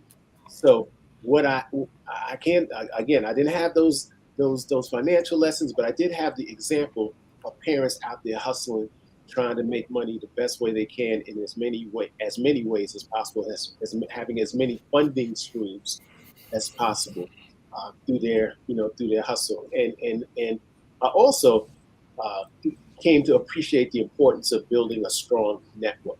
Right, my mother and father both had very strong and powerful networks that allowed them to be successful in some of those other things that they were doing, Amway and Ameriprise. And so throughout my life, I think one of the things that I can say I've done successfully is build a strong network. People that I can, and I was checking out my fraternity brother, Sean Rochester, in the previous segment, and he talked about the importance of being able to create our own support systems, financial support systems. We do that when we have it. We're able to do that when we have a strong network. We can go to our own people and say, "Hey, I have this investment opportunity. This is something I think we can both benefit from." So, hustling and network. That's what I got from my parents. Yeah, and I'm glad you mentioned. Sean. Sean's also part of the Blacks on Wall Street family, which is one of the things that that I started, which is really to teach our Black and brown kids the importance of money, Yes. and building that. Most importantly, keeping it. Yeah. Right. So you said you haven't learned an awful lot. Growing up, Jose, would you consider yourself where do you think you obviously got a wealth of knowledge? Yeah. I'm married up, man. So that's what things. Yeah, but the importance that you put on community. It comes through, right? Yes. How do you, as a today's dad, impart that on your community now? Above and beyond what you're doing with National Kids Give Back campaign. Well, what I failed to mention, I've also been an AU basketball coach, right? And I think that, and some of my players have gone on to do some amazing things, right? One of my players is an analyst for MSNBC, right? And I remember him sitting in my house talking about some of the earlier things that we were doing with our sports related, and talking about the things that I helped and I introduced him to. And he said he felt like he was part of a movement. And what I always made sure that our young people, that people that were either they were in my leagues or I coached them directly, they understood that at a certain point in their lives that they were obligated, because I was doing everything. I wasn't getting paid for the stuff that I was doing with them. This was volunteer stuff. So I said, as I'm giving to you, the expectation is that you will give back and you will help others when you're in a position to do that. So just transferring that message on, because I got it through osmosis, but I'm telling them, this is directly, because I'm coming at you like a godfather. It's your time. It's your time. So I think that was the main thing. I've always preached that. I've always made sure that the young people know that we're doing this from the goodness of our hearts. At a certain point, you'll be expected to do the same. And I do expect that from you. Oh, fam, that's yeah. Vicky, I want you to expand on that whole giving back to your community and the importance of that. Can you just talk a bit about how you do that in your life and the importance of it, Mickey? Okay. Oh, I'm sorry. I'll try to keep it as brief as possible. For me, people always reach out to me to do music with me, smaller MCs, and also fathers and mothers of children. I do my very best. Anybody who reaches out to work with me, I keep that line of communication open. I believe that in our community, each one teach one. right? And it's very imperative to mentor, right? For some reason in the hip hop community, there's this thought process that we have to hoard information, and I do not believe in that at all. So anybody that ever reaches out to me in any DM and anything, I do my best to open up those lines of communication to allow for mental growth, right, and also financial placement in society. I think it's very important that we share this wealth of knowledge that we have. It's the only way that we can excel as Black and brown people. Nice one. I just got the 2-minute rap from Sabrina. I mean, any sort of parting words, Hosea, on, you've touched on community. Both of you have touched on the influence that your family, your dad has had, right? And that experience that we have as Black individuals, Black and brown, is global. The same experience. I had an event yesterday. I said, we were all on the same ship. We just landed on different shores. Right. But the treatment of us is the same. So any parting words you want to give to our kids on the importance of community, family, fatherhood, etc., Hosea, and any last thoughts on that?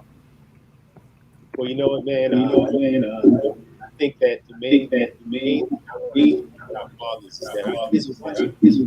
Right? Our kids are watching. What I learned from my parents, they didn't tell me certain things. I just watched. And so I said, as I mentioned, almost through osmosis, a lot of what I have become and a lot of things that I do are simply because I observed my parents. And so fathers, just be aware of that. You don't always have to teach your kids, be an example for your kids.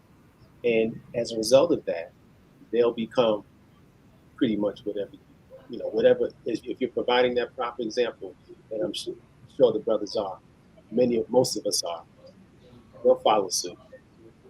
You hit a great point. You're setting an example. You're creating your own history, regardless of what you think. You're creating your history. You're the writer of your story. And people look up, they see that. And as children will emulate that regardless of the example that you set. Thank you so much. I've already seen that in my daughter. I've already, and Sabrina, she has we were blessed to have her with her at a very young age. I think she started with Sabrina when she was 7. She's now 14. So she's a lot tighter with the finances than I am. I can tell you that right now. I feel your pain, mate, or your glory. My daughter is 13 and has known Sabrina for quite some time as well. Mickey, same question for you, man. Parting words, importance of that. Yeah, really quickly, I'll just say what LL Cool J told me over a decade ago: don't go with your mind. Don't follow your mind. Don't follow your heart. Follow your gut. If you follow your mind, if things go wrong, you'll mentally think on it for the rest of your life. If you follow your heart, things go wrong, you'll emotionally think about it for the rest of your life. But if you go with your gut and you trust your gut, no matter what happens, you will be able to live with it. All right. That's good advice. That's good advice. Peace, fam. Yeah. I mean, just I love you guys. It's same here. Yeah, mate. When I tell you that, back at you.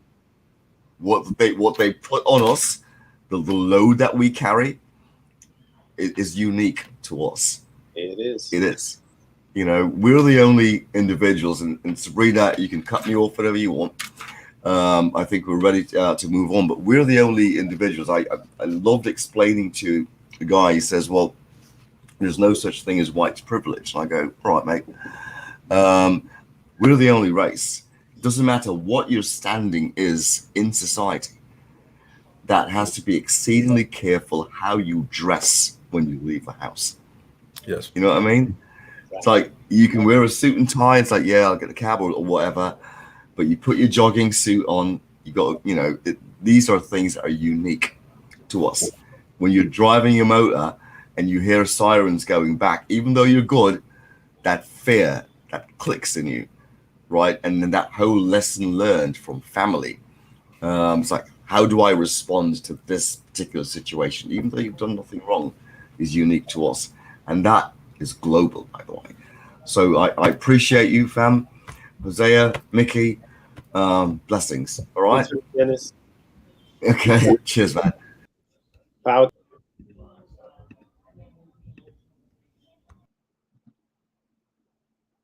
Okay, great. I'll go ahead and jump right into it and introduce my panel as well as my panelists. Thank you, Dennis, for that great panel, very insightful. So my panel will be titled Protecting Who and What You Love as a part of today's Manhood, Fatherhood, Financial Strategies, Building Generational Wealth, Born Rich Men panel sequence. My guest that I'll have with me today are Reginald Canal, who's the president of the Sports and Entertainment Division at Fortis Lux, as well as Eric Apple, Esquire, who is the owner of Eric Apple Law PLLC. So with that, Reginald, Eric, if you maybe want to give just a brief introduction, of yourselves, and then after that, I will go ahead and jump right into some questions that I have for you.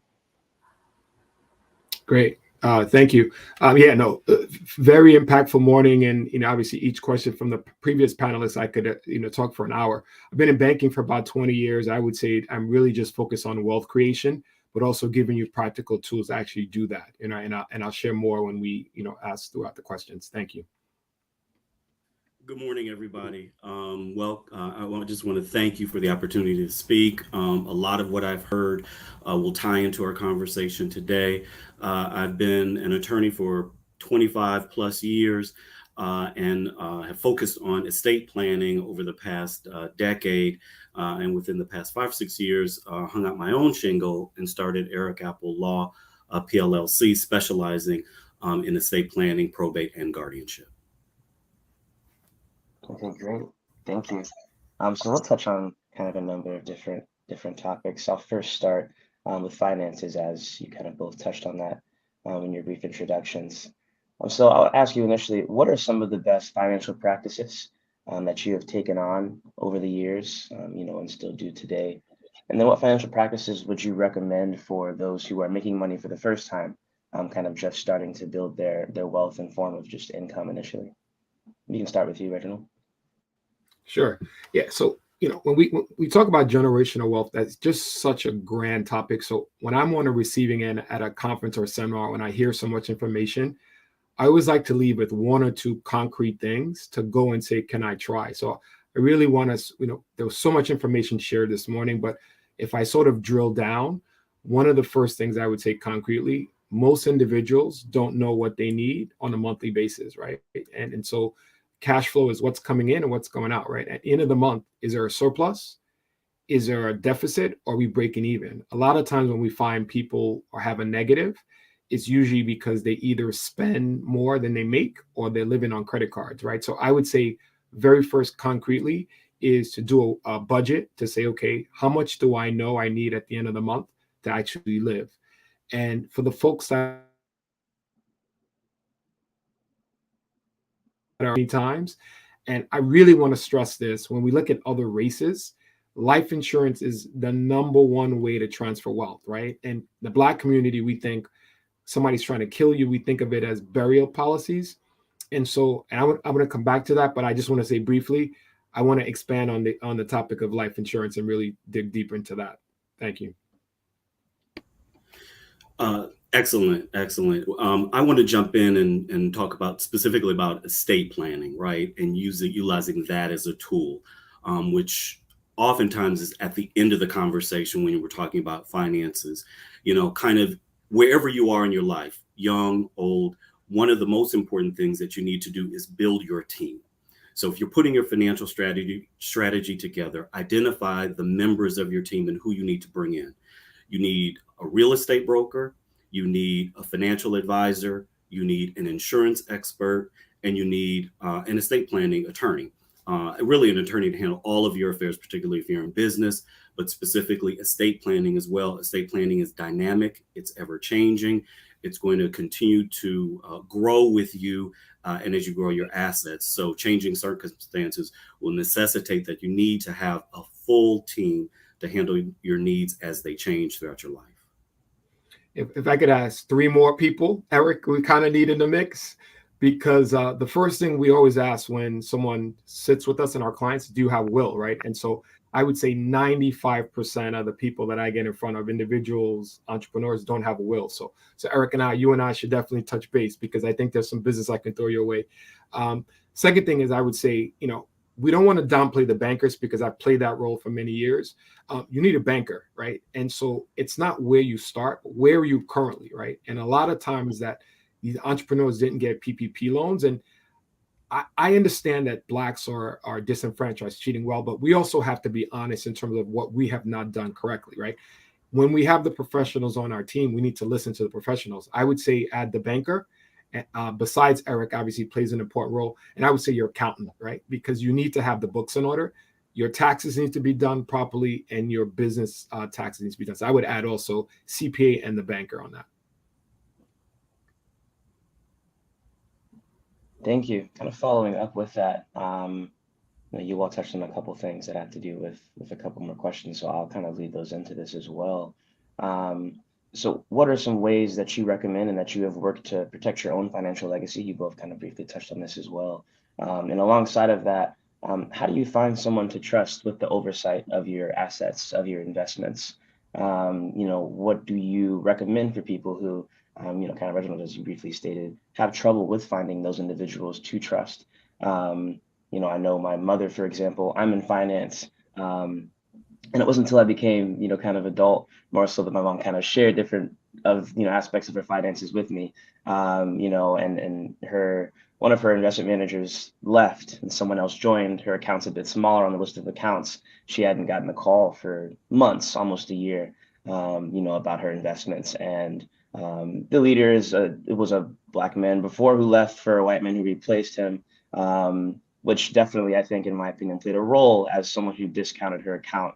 She called him and he lied about the fact that, her information just wasn't there, and that he missed it, when in reality, he was just prioritizing other accounts. In this world, in this realm of where, Black men aren't the majority of people within these positions to oversee your finances, how do you find someone to trust? How do you give that trust to, oversight over your investments and assets?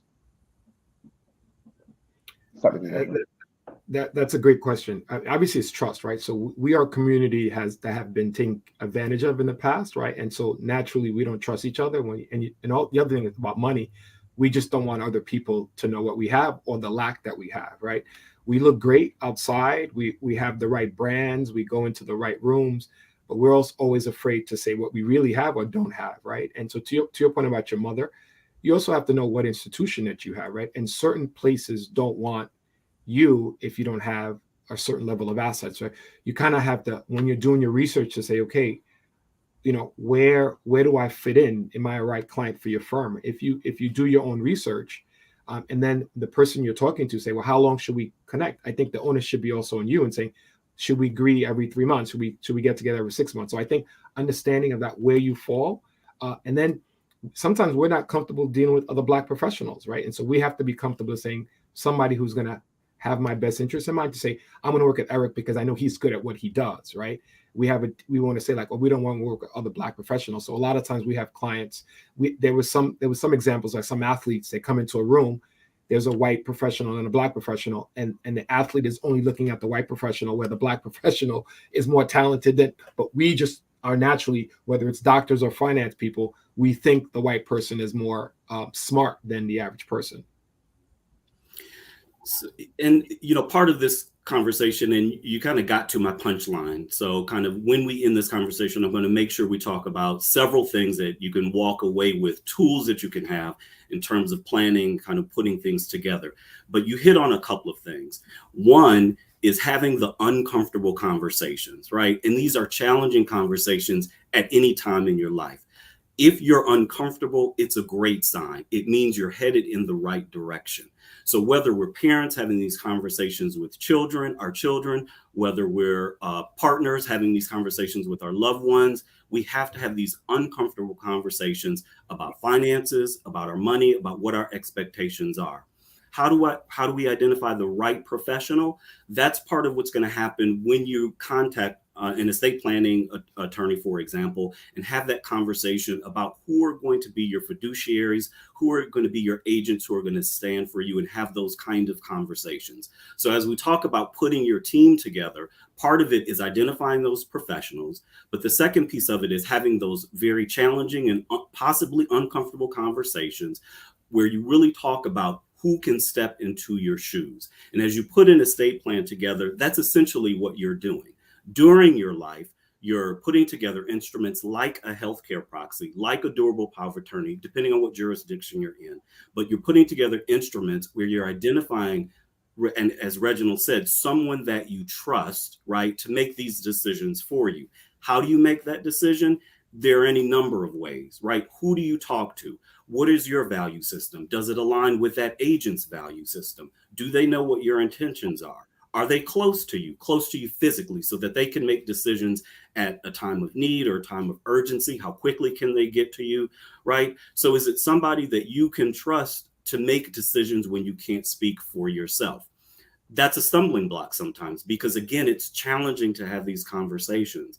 But again, when you speak with an attorney, when you bring somebody on your team, a financial advisor, they can help walk you along having those conversations so that you can get to point A to point B, again, to put that team together and to get those instruments together that make up your entire estate plan. Thank you. Definitely from that, I gathered as a part of many things. It's important to just do your research, primarily understand who your team is, understand all the moving parts, and use that knowledge to then find, who would be best suited. For our next question, I wanted to talk about, kind of wealth growth. Curious if you're willing to share, what are some of the ways that you've deployed your capital over the years to grow your wealth? And what do you recommend for individuals who, might be saving for the first time, might be trying to save for the first time, and investing maybe doesn't seem as something that they can do just now, right now, but are they looking for that in the future and want to, go into that from a knowledgeable standpoint? I know myself, one of my best practices when I was younger and first started to make an income, it was interesting. You definitely have an X amount that you might want to save every month. You may not be able to get to that. Instead of not saving at all, you save a little bit. Maybe you can't hit that mark that month, but you still save what you can, each month. And so that when you would look to invest in the future, you have a pot to then invest from. And so you're not investing directly from the income that you have rather from a savings. We'll switch it up this time. Eric, if you would like to start with the answer to that question. Sure. And I think we've got a question also in the chat, and I'll tie those two things together. Kind of how have I built wealth, or how would one build wealth? And what does estate planning have to do with generational wealth? It's critical. It's a critical piece, right? So for most of my clients that I deal with, and I would say I deal with middle income clients, real property is the centerpiece and the linchpin of that, right? And so kind of managing that across generations is what I do, and what is a major part of the planning that we do. And when you build a plan, right, putting together the during life components, a healthcare proxy, durable power of attorney, that helps manage that asset. And then after life, you're talking about wills, last wills, and trust, living revocable trust.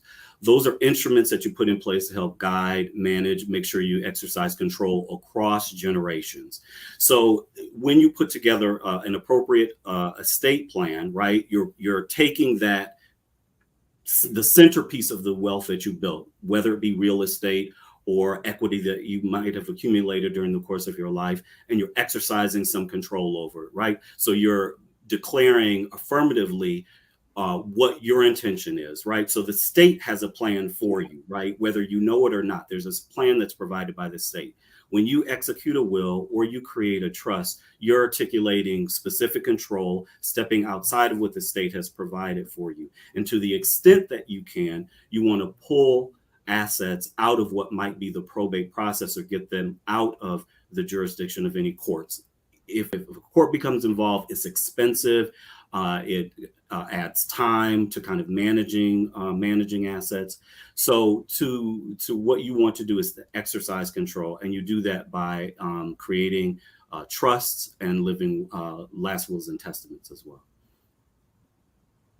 Great. I'm just gonna, although I focus on sports and entertainers, I also work with corporate executives, business owners, etc. So we have something. We're really financial planners, right? And so we work two ways. We either fee-based financial plan, you pay a fee, or somebody says there is a need. It really starts with your goals. Right? What are you trying to accomplish? I want to retire by X. I want to set up a legacy. I want to make sure my kids are properly protected. So once we understand your goals, there's something, whether you make 30,000, you make 30 million, we have the range. It's 6 areas of financial planning, right? What's your current situation, right? It's filling out this worksheet, and we're going to provide that with you afterwards, understanding what you need on a monthly basis, right? And then it's looking at your foundation. If you're building a house, you got to do the foundation before you go up.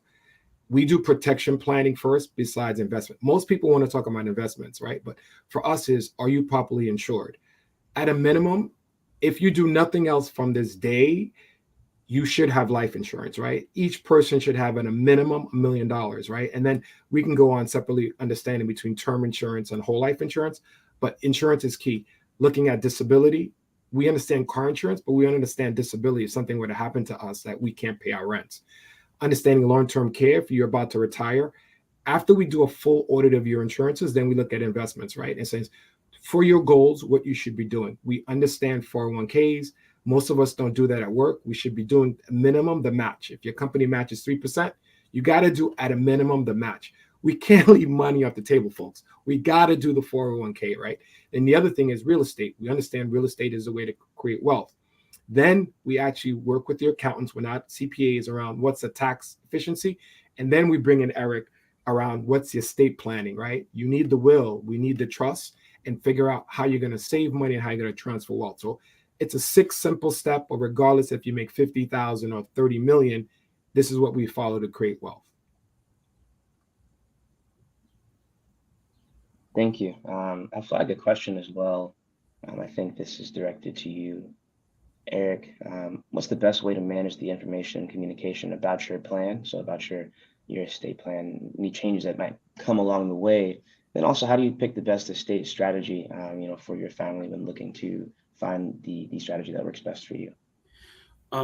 That's a great question. Excellent question. There are 2 parts. The first one, how do you manage the information and communication about your plan? That ties back to what we talked about earlier, those challenging conversations, right? So you need to be in communication with your family, your beneficiaries, right? If you feel comfortable communicating what your plan is and what your intentions are. The next set of people, probably even more important, are those agents and those fiduciaries that you identified who will be speaking for you if you can't speak for yourself. Either you've identified them in your healthcare proxy or your durable power of attorney. And then also those who would stand as your executors or your successor trustees. Your executors in the case of your last will and testament, your successor trustees in the case of a trust that you may have formed. Those individuals need to be aware of what your intentions are, what the plan is. They need to have access to those documents in the case that you have to activate the plan. In case you can't speak for yourself, you're incapacitated, your agent needs to be able to get to that power of attorney so that they can take it to the bank. Your healthcare proxy needs to be able to access that document so they can speak with your healthcare providers and your doctors. So it may not be the best idea to lock it in a safe deposit box, but make sure that someone has access to it. Someone knows what your plan is. Your plans are dynamic as well, so they're going to change. So that ties into the second question. How do you pick the best estate strategy for your family? You're going to pick a plan that works in a given moment in time, right? But part of what we talked about, building a plan, building a team that can work with you as things change, you're going to audit your plan on a regular basis, right? So what I do with my clients, I've implemented a program where we revisit what your plan is on a regular basis, annually, maybe biannually, right? We review what your plan is and what your life circumstances are. Have they changed? Have you had any major life changes where we need to make some adjustment, re-execute documents, change some agents, change some planning, right? So you revisit that plan. So in terms of communicating, have those difficult and challenging conversations with your family, your beneficiaries, your intended loved ones, your agents who are going to stand for you and speak for you, and make sure they know where those instruments and where those documents are. Keep digital and keep original copies, have redundancies in place as well. and I'm going to take Kevin Crump's question and just piggyback what Eric just said, is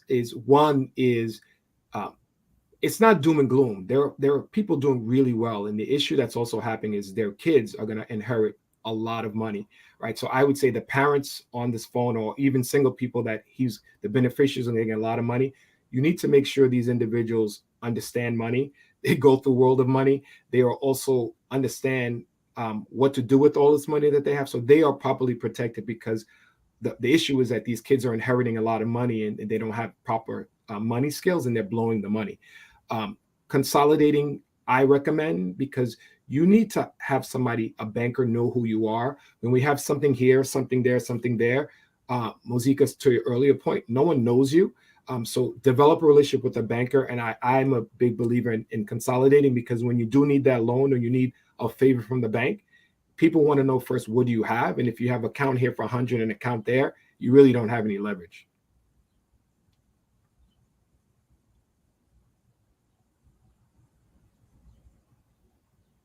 Thank you so much for that. Kind of briefly touched on earlier as well.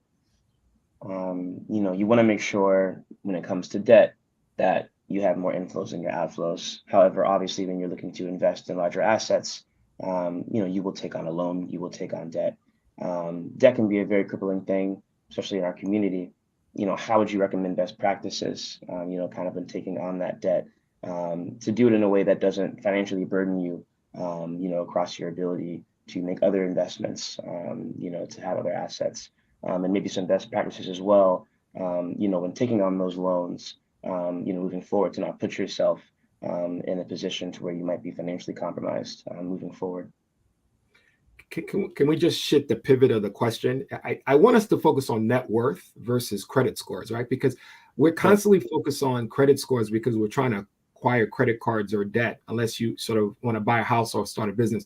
If you focus on your net worth, and the net worth formula is simple: all your assets minus your liabilities, whatever that number is, whether it's plus, if it's plus, great. If it's minus, what are we doing to fix it? And we recommend on a yearly basis, your net worth should increase 10%. And Sabrina Lamb said something yesterday at Dennis's Blacks on Wall Street event that kind of stuck with me. We're a society focused on liabilities. Like, we're focused on accumulating assets. Accumulating bags and buying things. If we focus on assets of accumulating things, that's going to help your net worth. So that actually stayed with me yesterday. And so I think we should focus on that than acquiring debt. And I want to piggyback off that, Reginald. I think what's also key, it's important what your focus is, right? And so from my perspective, in terms of estate planning, debt is going to impact simply the transition of assets, right? And what I want to make sure I have my clients speak with someone like Reginald, so that they have a plan in place when assets transition, right? So as you kind of manage the assets, right? If that debt is called, what do you do, right? Do you have a plan in place for managing the transfer of title, transfer of control? Are you able to avail yourself of different interest rates, right? Depending on what the market is, right? So having that team together to help you manage decisions around debt, right, is critical as well, particularly when you're talking about estate planning and the transitioning wealth. Thank you. I want to thank you both again so much today for your time. Kind of, if you have any last kind of parting words of wisdom, if you will, before also, as mentioned here in chat, I just saw come up, letting the audience know how we can reach you. Any parting words that you might have, from the panel, from things you've talked about, that people can leave with. I would say work with professionals, and I would say really focus on life insurance first, because that's really how you're going to transfer wealth, and find great professionals to work with. Thank you. There are going to be 4 things that I want to leave you with. 1, know that you have an estate plan. It's provided by the state. If you want to opt out, take control and execute a will if it differs from what the state provides. Secondly, make sure you know what your beneficiary designations are for anything that's controlled by a contract. So life insurance, brokerage accounts, bank accounts, that's a way to really get started with estate planning on your own, and you can do that today. Next, consider your agents and your fiduciaries. Who would you identify to speak for yourself? Start thinking about that before you even enter an attorney's office. And then finally, talk to your children, talk to your loved ones, have those uncomfortable conversations. If it feels uncomfortable, you're headed in the right direction. Thank you. And thank you again. This was very educational, very informational, and definitely very insightful. Is there any way that people in the audience will be able to reach you?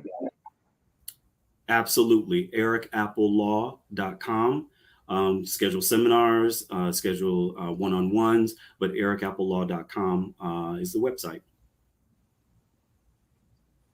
And they can reach me at R now, like Canal Street, RCANAL at Fortis, it's FORTIS, Lux, LUX.com, or I'm on LinkedIn, Reginald Canal. Thank you. Great. Thank you all once more. With that, I'll pass it off to Darren. I believe he will be on the next panel. I think a video is going to precede that as well. Being a father, to me, first and foremost means sacrifice. They eat before you, they sleep before you, you wake up before them. You took my heart at first glance. The best part about being a father is being able to add another person of value to this world. The best part about being a father to me so far is the unconditional love. It's like when you have a kid, you finally realize it's way better to give than receive. The biggest change I've had since becoming a father is becoming more wise about what I allow to influence me. It changed me off the strength that I had girls. When I ain't had daughters, I was thinking selfish. I think it's definitely helped me understand some of the challenges that my parents went through. I mean, not only as a parent, but as a person, if you become a better person, it's if you care about yourself. You know, I'm just more aware of who I keep around me, the music I listen to, even the food I eat, and you know, I simply want my daughter to be a direct reflection of myself. I always help you out with whatever you need.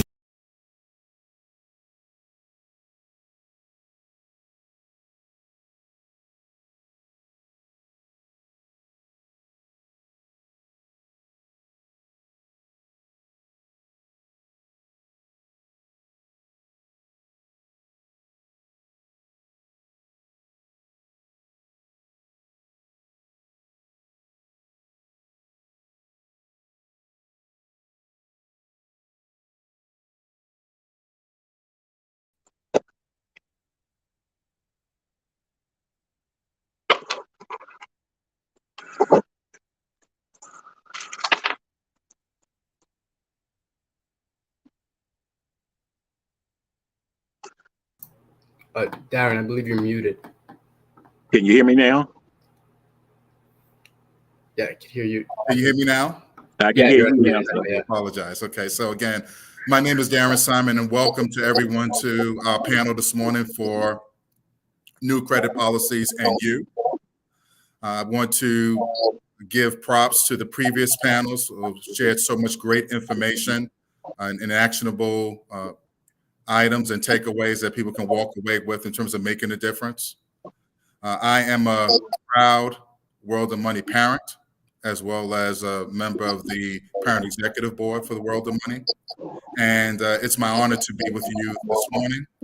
I think that the goal here is to have some real conversations about credit in terms of understanding, in terms of how we can change the narrative of ignorance about credit to being something that many of us are often victimized by, as opposed to being a tool of empowerment.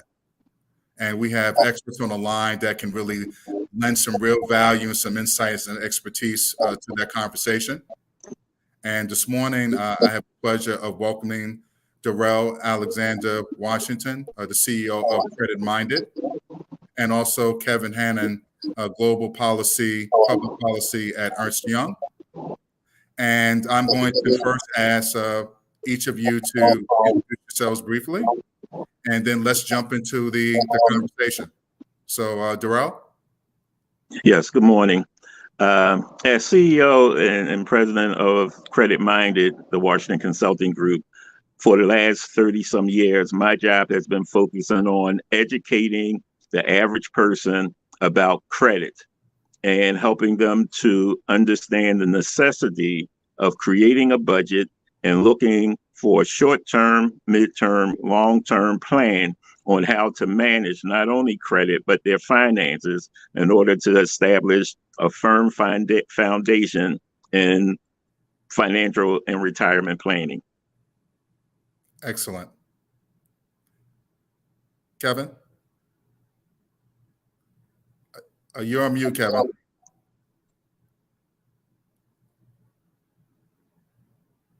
Sorry about that. I couldn't find the mute button. So as Darren mentioned, I'm on global public policy at EY. There I focus on assurance, geopolitics, cross-border trade, cryptocurrencies, and technology policy that affect our business, the professional service industry, and capital markets in the 150 countries which we operate. I've been involved in World of Money since 2017, first with the Summer Institute, and now as the co-chair of the Youth Leadership Council. So I'm excited for today's discussion. Excellent. Welcome both of you. And I really appreciate your time and all the great insights you're going to share with the audience this morning. And I guess my first question, just to try to unpack this a little bit, is what would you define as the purpose of credit? Why is it important? Darrell? Oh, okay. Jump in. Feel free to jump in.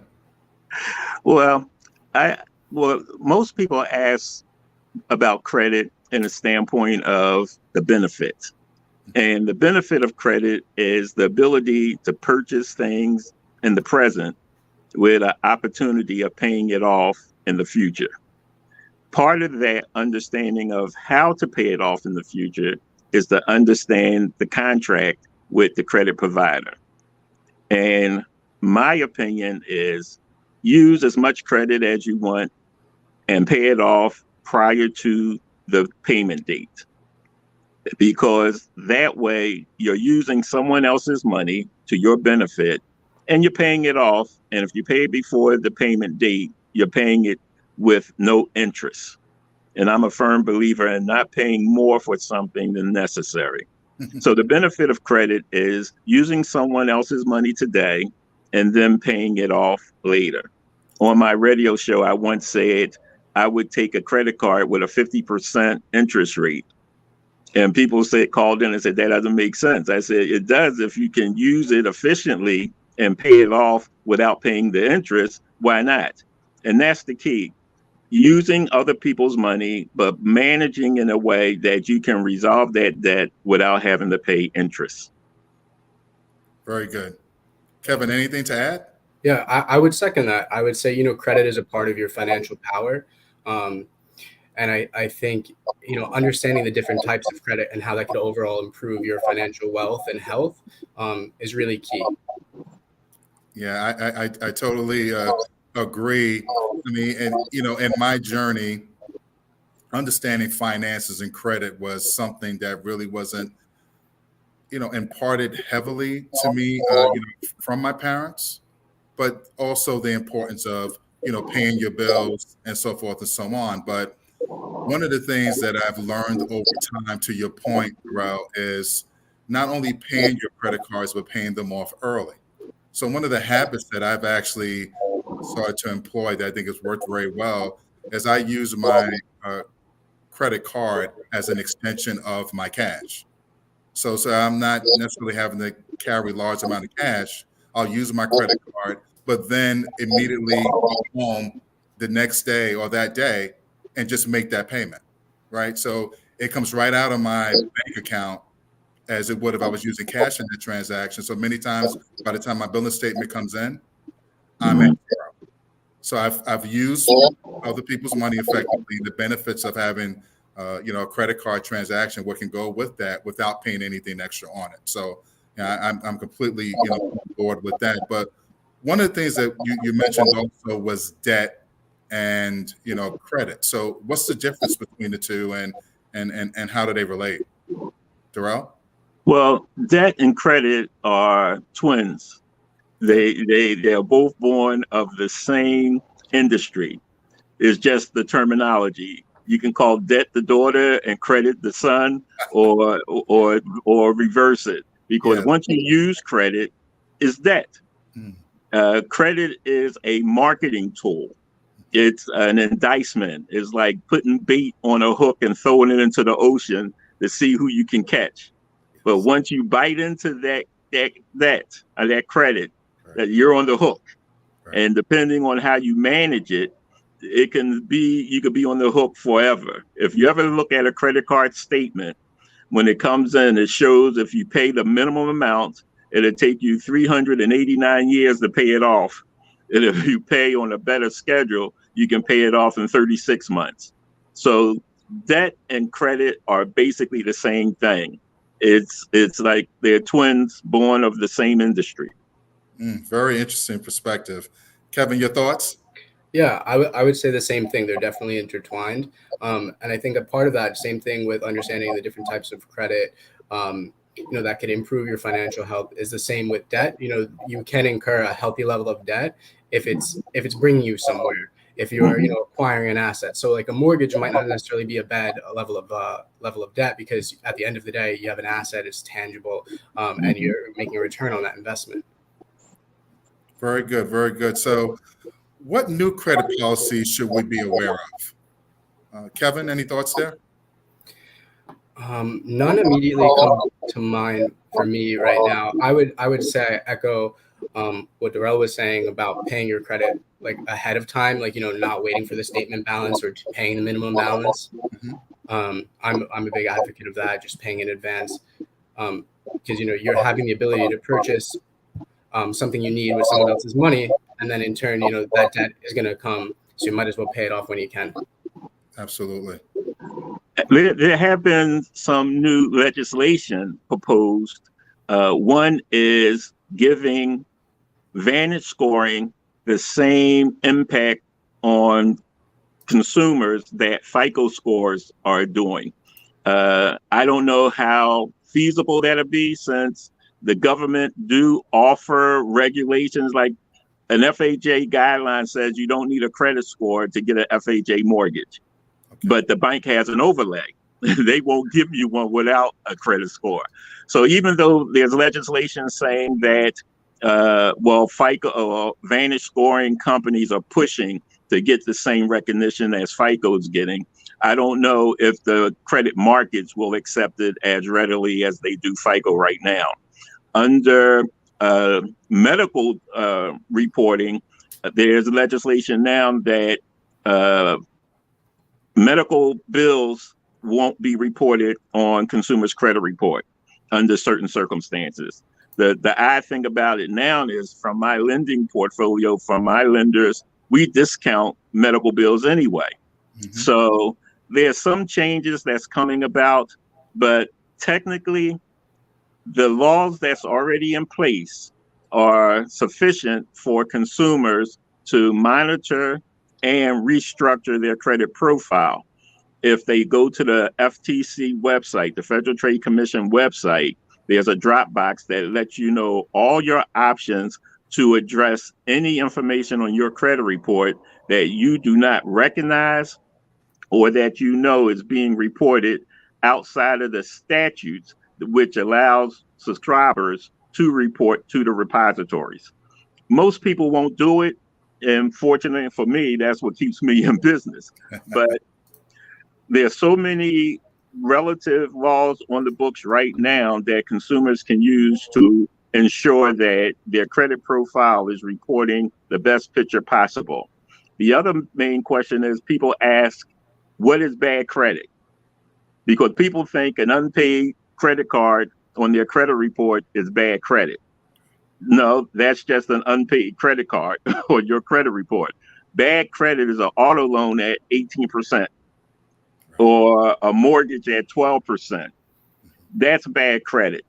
If it's an investment property, however, that could be good credit because your interest rate is tax deductible for business expenses. And in some cases, interest for real estate under your Schedule E can be tax deductible along with other expenses associated with owning that property. So there is a such thing as good credit and there is a such thing as bad credit. It depends on what you're using the credit for. Shopping at Macy's with your credit card and carrying that debt from month to month, that's bad credit. Even if you're paying it on time, that's bad credit. So it is a need to understand the best use of credit and to understand how using credit extensively that goes beyond a certain percentage of the credit limits, especially on revolving accounts, even if you're making payments on time and paying more than the minimum, can still damage your credit profile. Understood. And that's a very, very good point.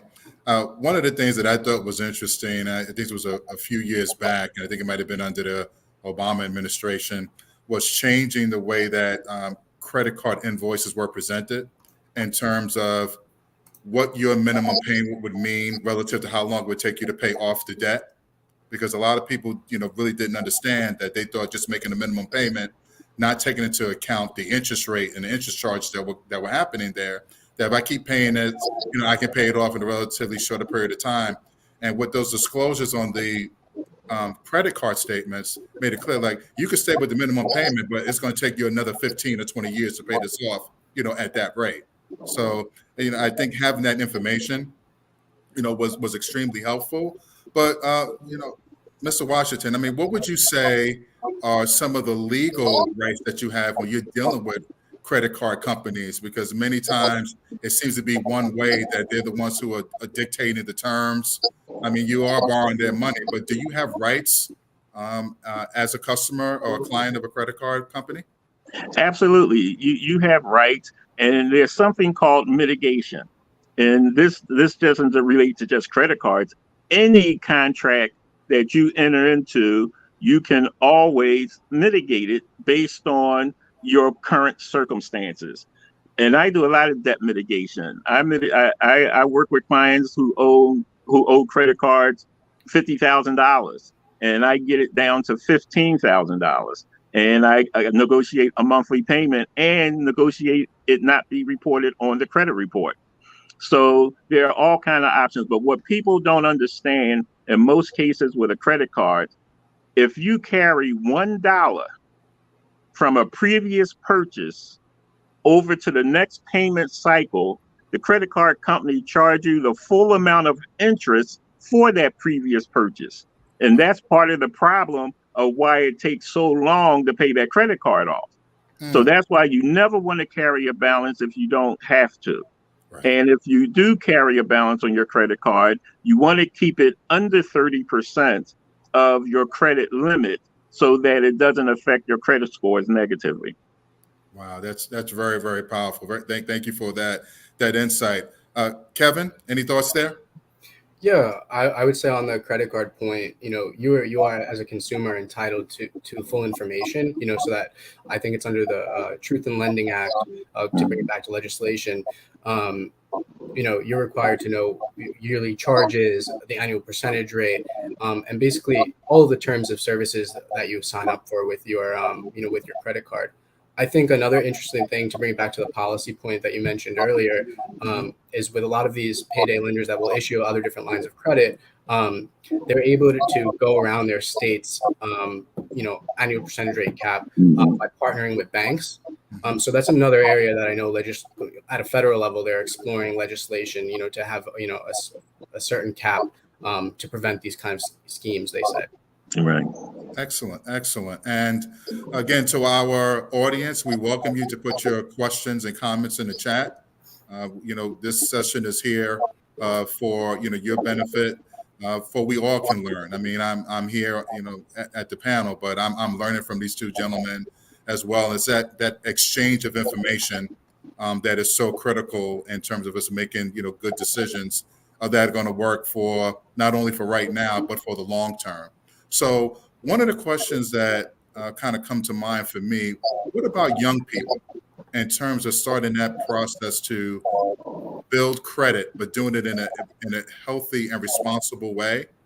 Because I remember when I was in college, I mean, I was receiving credit card offers, right? And for a Snicker bar. You mean I can just use this and I can buy anything that I want, not really understanding anything about that in terms of the importance of paying those bills, paying them on time, paying them early. I mean, luckily, I didn't get myself into a bad situation, but so many students do.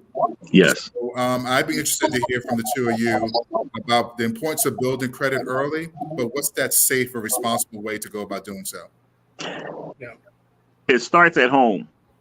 Before a child goes off to college, the parents should sit down with that child and explain to them that they shouldn't take any type of financial offer given to them because they're not employed. And tell you the truth, that sometimes is the best thing that can happen, especially for the clients I work with.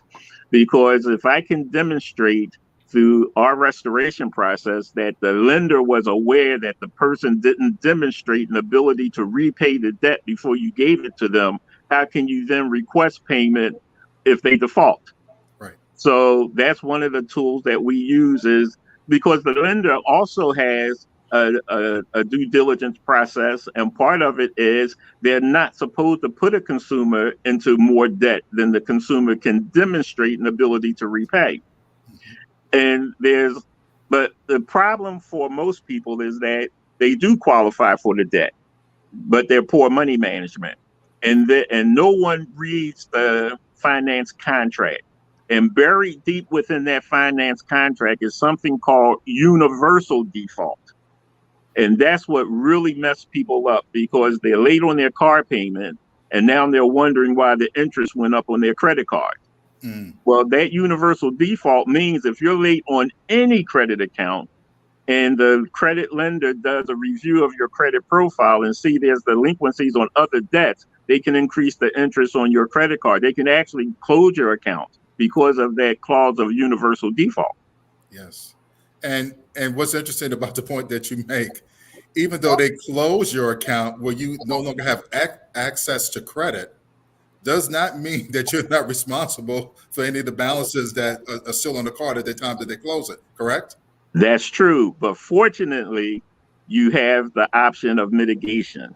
Okay. Because even though it's not a legal statute, it's a accepted legal acceptance that if the consumer makes a earnest effort to resolve a debt, even if it's less than the full amount, the creditor has to accept it. Okay, understood. Kevin, I have a question for you. Yes. What about people who ask you to co-sign for them for a car or a car loan or some other kind of loan? Many times people don't understand what that means in terms of leveraging their credit to help someone else. Can you talk a little bit about that? Yeah, of course.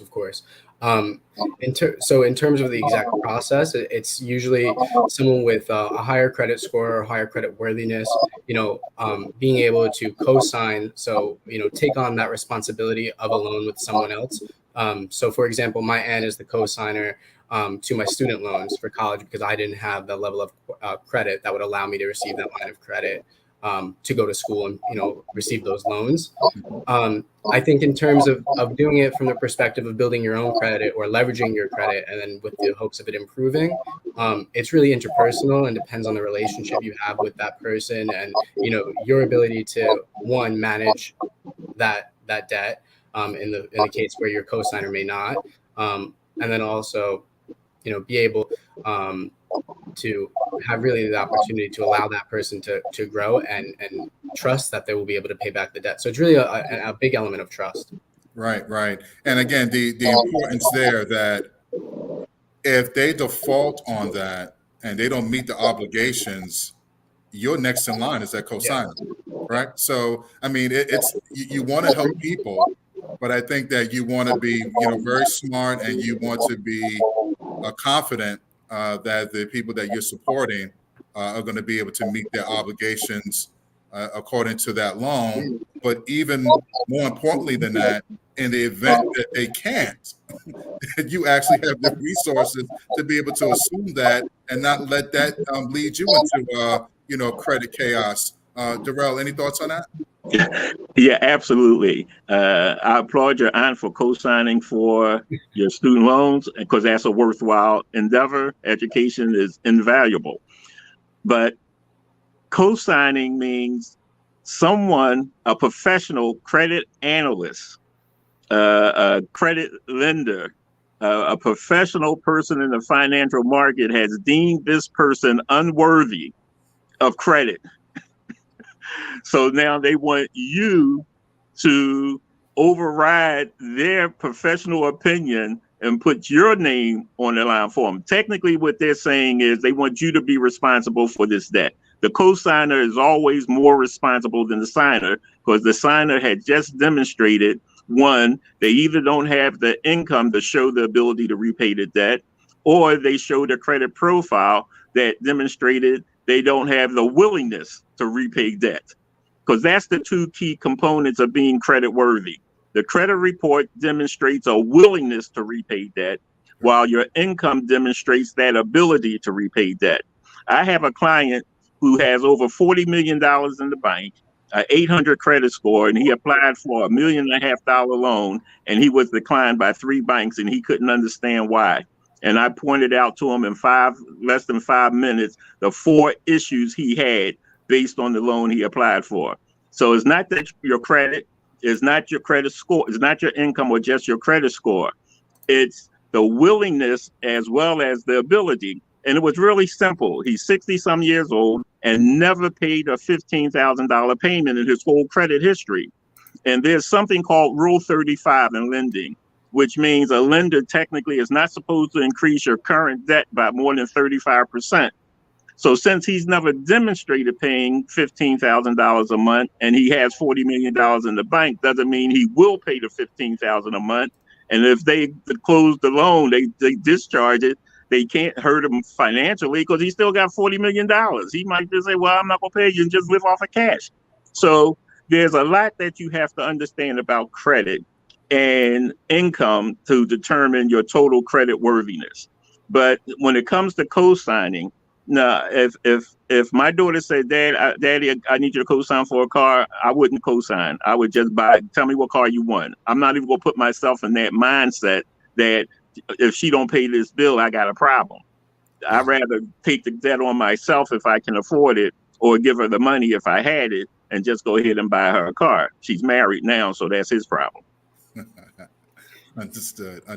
So we're soon going to be coming up near the end of our session, and I really appreciate everything that you two gentlemen had to share this morning with your expertise. But if you had a chance to give 3 takeaways regarding our discussion, and it can be directly related to credit or the different things from this morning with the various panels about how all this ties into credit, what were some of the thoughts that you want to share with the audience? But I'm going to challenge you to try to make them actionable. These are steps that people can take in terms of trying to move things forward. And Kevin, I'm going to start with you. Yeah, thank you. I would say continue to be a curious learner and continuously learn. I think all of these topics are intertwined to credit, and organizations like World of Money provide that type of financial literacy, and part of that learning is so integral to understanding your own financial empowerment. I think anything you could do to learn and continue that learning is key, and that's what I would say is like the core action to take away from today. Yes, excellent. Darrell? Thank you. Number one, when I sit down with someone, if you have an income, you should have a budget. Number 2, you should have a financial plan, and it should be broken into 3 categories. Short term, from month 1 to 13, from year 13 to year 36, and from year 36 to 60. Life changes about every 5 years. So you want a budget, so you know how much you're keeping based on how much you're earning, and you want financial goals you can meet in a short term, midterm, long term. And then we could look at establishing credit to enhance your overall worth, because once you're worth something, you can start developing wealth. Right. Excellent. And that was one of the things from my previous panel, that tying together of credit, but really the importance of building net worth. Yes. Yeah, and making sure that you have that in line to be able to do that. So at this point, we're going to close, and really appreciate the audience and the panel for the great job that you did this morning in terms of really breaking this down and demystifying credit and understanding, again, how to use it as a point that we can leverage and not something that so many people end up that they end up being taken advantage of by it because they're not aware of their rights. They're not aware of how this works. So, I mean, it's just a critical point in that, financial foundation. And again, when we think about the world of money and its mission in terms of that financial literacy for our youth, I mean, if I would have known the things that I know at my present age, if I would have known even the early parts of that in my teens, in my young adults, I mean, some of the decisions that I made as a young person or a younger person, I would have made some different choices, and I have no problem putting that out there. So I think that as parents, as fathers, one of the things that we really can do to start the path for intergenerational wealth transfer and just building secure financial futures for our families and for our children is investing in financial literacy and education, for them at an early age. And with that, again, I'd like to thank our panelists, Darrell Alexander Washington and Kevin Hannon. And again, gentlemen, really appreciate your time and insights. And at this point, we're going to move to the next panel, and we're going to close out here. So thank you very much, and everyone have a great day. What if I told you your child could become an educated consumer, investor, entrepreneur, and a philanthropist, all from the comfort of your laptop or mobile phone? And could learn how to manage one of the world's most powerful currencies, money. It's true. I'm Sienna. And I'm Dante, and we are both World of Money Youth Board members. I know firsthand how life-changing it is to be financially capable. When I was 11, my parents enrolled me and my siblings in the World of Money Institute, where I learned how to budget, invest, and donate my money. I first attended World of Money when I was 12, and now, like us, over 5,000 young people globally and growing. Your child also can become financially educated with the World of Money online course. This award-winning financial education program is tailored for ages 7 through 21. Our course provides 160 self-guided lessons, videos, activities, quizzes, live homerooms, and scheduled town halls. During the course, your child will learn about budgeting and saving, compound interest, artificial intelligence, and so much more. Give your child the foundation for their financial security and generational wealth. Register for the World of Money online course today. TheWorldOfMoney.org. Developing financially responsible adults, one child at a time.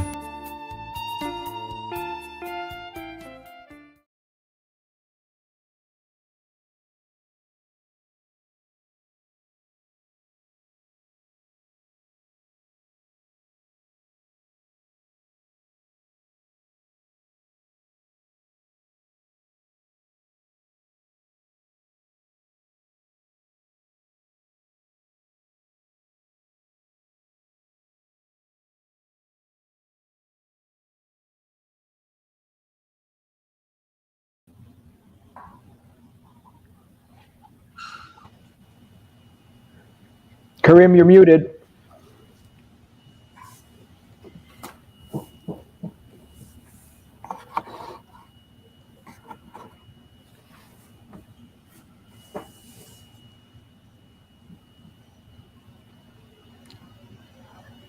Kareem, you are muted.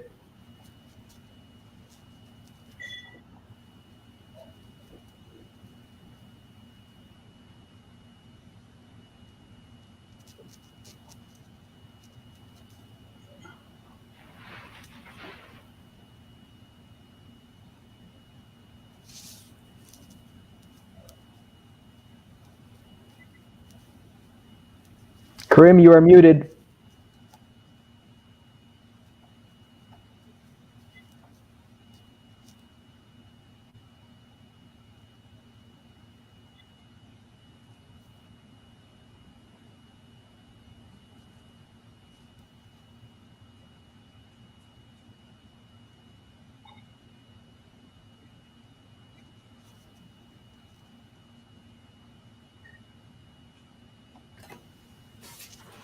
Kareem, you're on mute.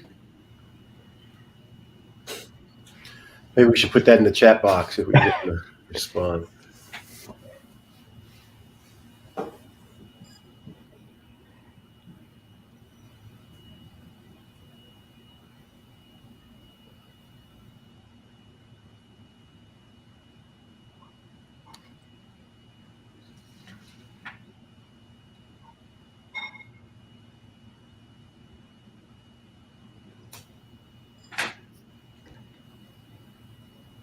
Karim, can you hear us? You're muted, Kareem. I think he just realized it. Yeah, I think he realized it now. Yeah.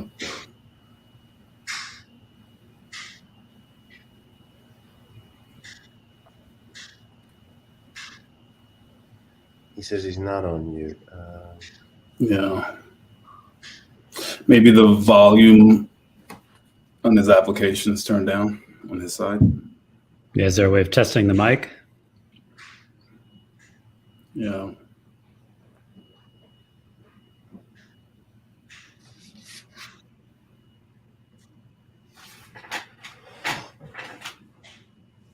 Well, I think we knew where he wanted to start. Should we? And I'm happy to sort of jump in and be a Kareem substitute until he comes back, if that's okay with the rest of the group. Sure, Mark. Yeah, absolutely. Yeah. I mean, I think he wanted to. I know from his our conversation with him a few days ago that one of the things he thought would be interesting to open this discussion with some conversation about was around the Fed's decision this week to raise interest rates another 75 basis points. I think it's the third time this year the Fed has moved on rates, and I think he was looking to see what we all thought about sort of investing in this environment, kind of what's our reaction to that Fed activity, and whether there's an opportunity to sort of create the soft or hard landing, perhaps. But what's the goal here of the Fed? And Mark L., why don't I send that to you first and just get your thoughts and reactions to that? Sure, and I think Sabrina wanted us to introduce ourselves as well, so I'll just start up. My name is Mark Lichtenfeld. I'm the Chief Income Strategist of the Oxford Club and author of Get Rich with Dividends. So when I look at the Fed and what it's done, this year and recently raising by 75 basis points, my message to investors is really don't get caught up in what the Fed is doing or is not doing and all the news that you're going to hear. And really, the worse the economy gets, the more news you're going to hear about it. So it's going to be quite scary if the economy starts to get a little worse. So what I recommend for investors is if you need the money that you're thinking about investing, if you need that money within 3 years to pay tuition, mortgage, whatever it is, keep it out of the market. Not because I'm necessarily bearish and I think the market's going down in the next year, 2, 3 years, but because we don't know. Anything can happen in the market in the short term. So keep that money safe, keep it in cash or something very, very secure and very conservative, where you know that money will be there and you can sleep at night. If you don't need the money within 3 years, if you have a 5-year, 10-year time horizon, then ignore everything you hear about the Fed and what you hear in the news about the economy, because we know that long-term markets go up. They historically have done that for well over 100 years.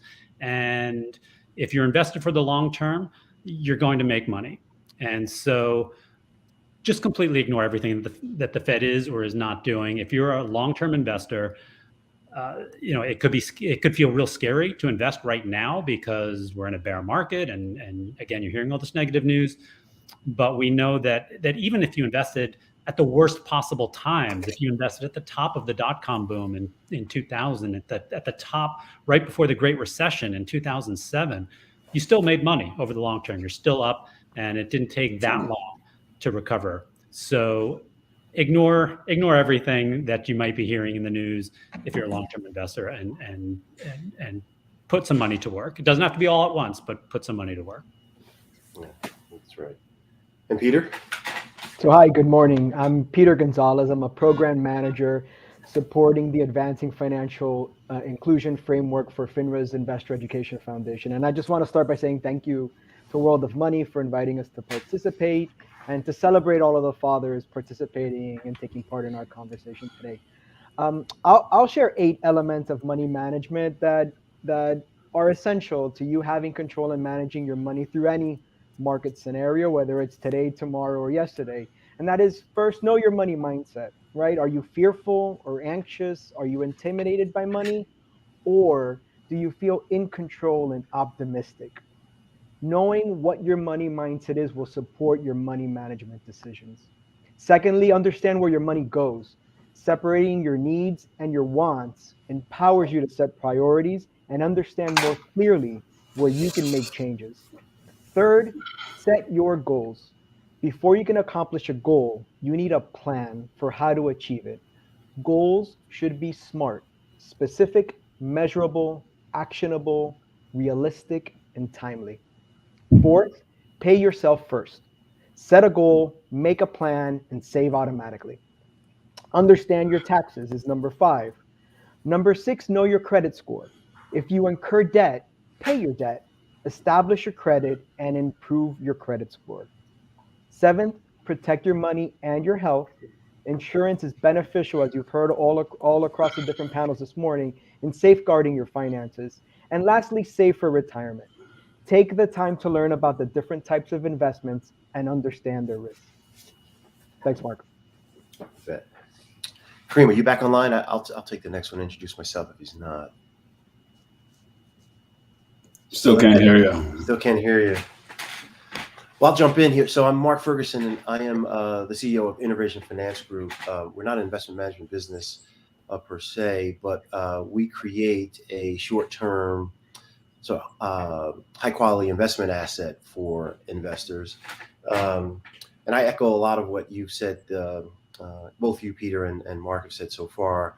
I think that markets are quite turbulent at the moment, but I do think for most retail investors, attempting to time the market is never a great strategy for long-term financial success.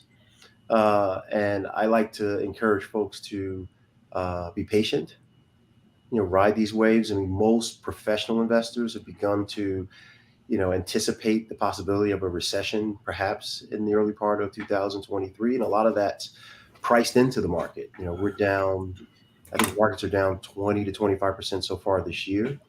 If we hit recessionary territory after another 5% run here, but markets tend to recover 9 to 12 months after hitting that bottom. So for most investors who are attempting to time the market in an environment like this, will miss the mark and likely cost themselves more money in the long run. So we should, I like to encourage folks to sit pat. As Mark indicated, I think you should try to ignore as much of this news as you possibly can and ride this wave out, know that there are better days ahead. So Gordon, I'll turn it over to you.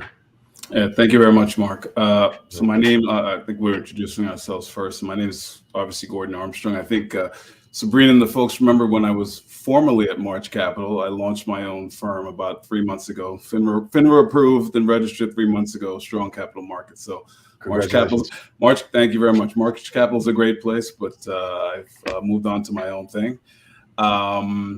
So, I mean, I have 30 years of financial services experience. A lot of it was in the public markets. I was a convertible arbitrageur, trading convertible bonds at Wachovia. I was on the buy side a little bit at MSD Capital. So definitely seeing a lot of these crazy and wild public markets as things get volatile, rates start to move and everybody's weighing in, and you're also in a time of war. Right now, my firm, we're called we're a nickel BD is what Strong Capital Market is right now. So we basically raise capital for private companies and private investment vehicles.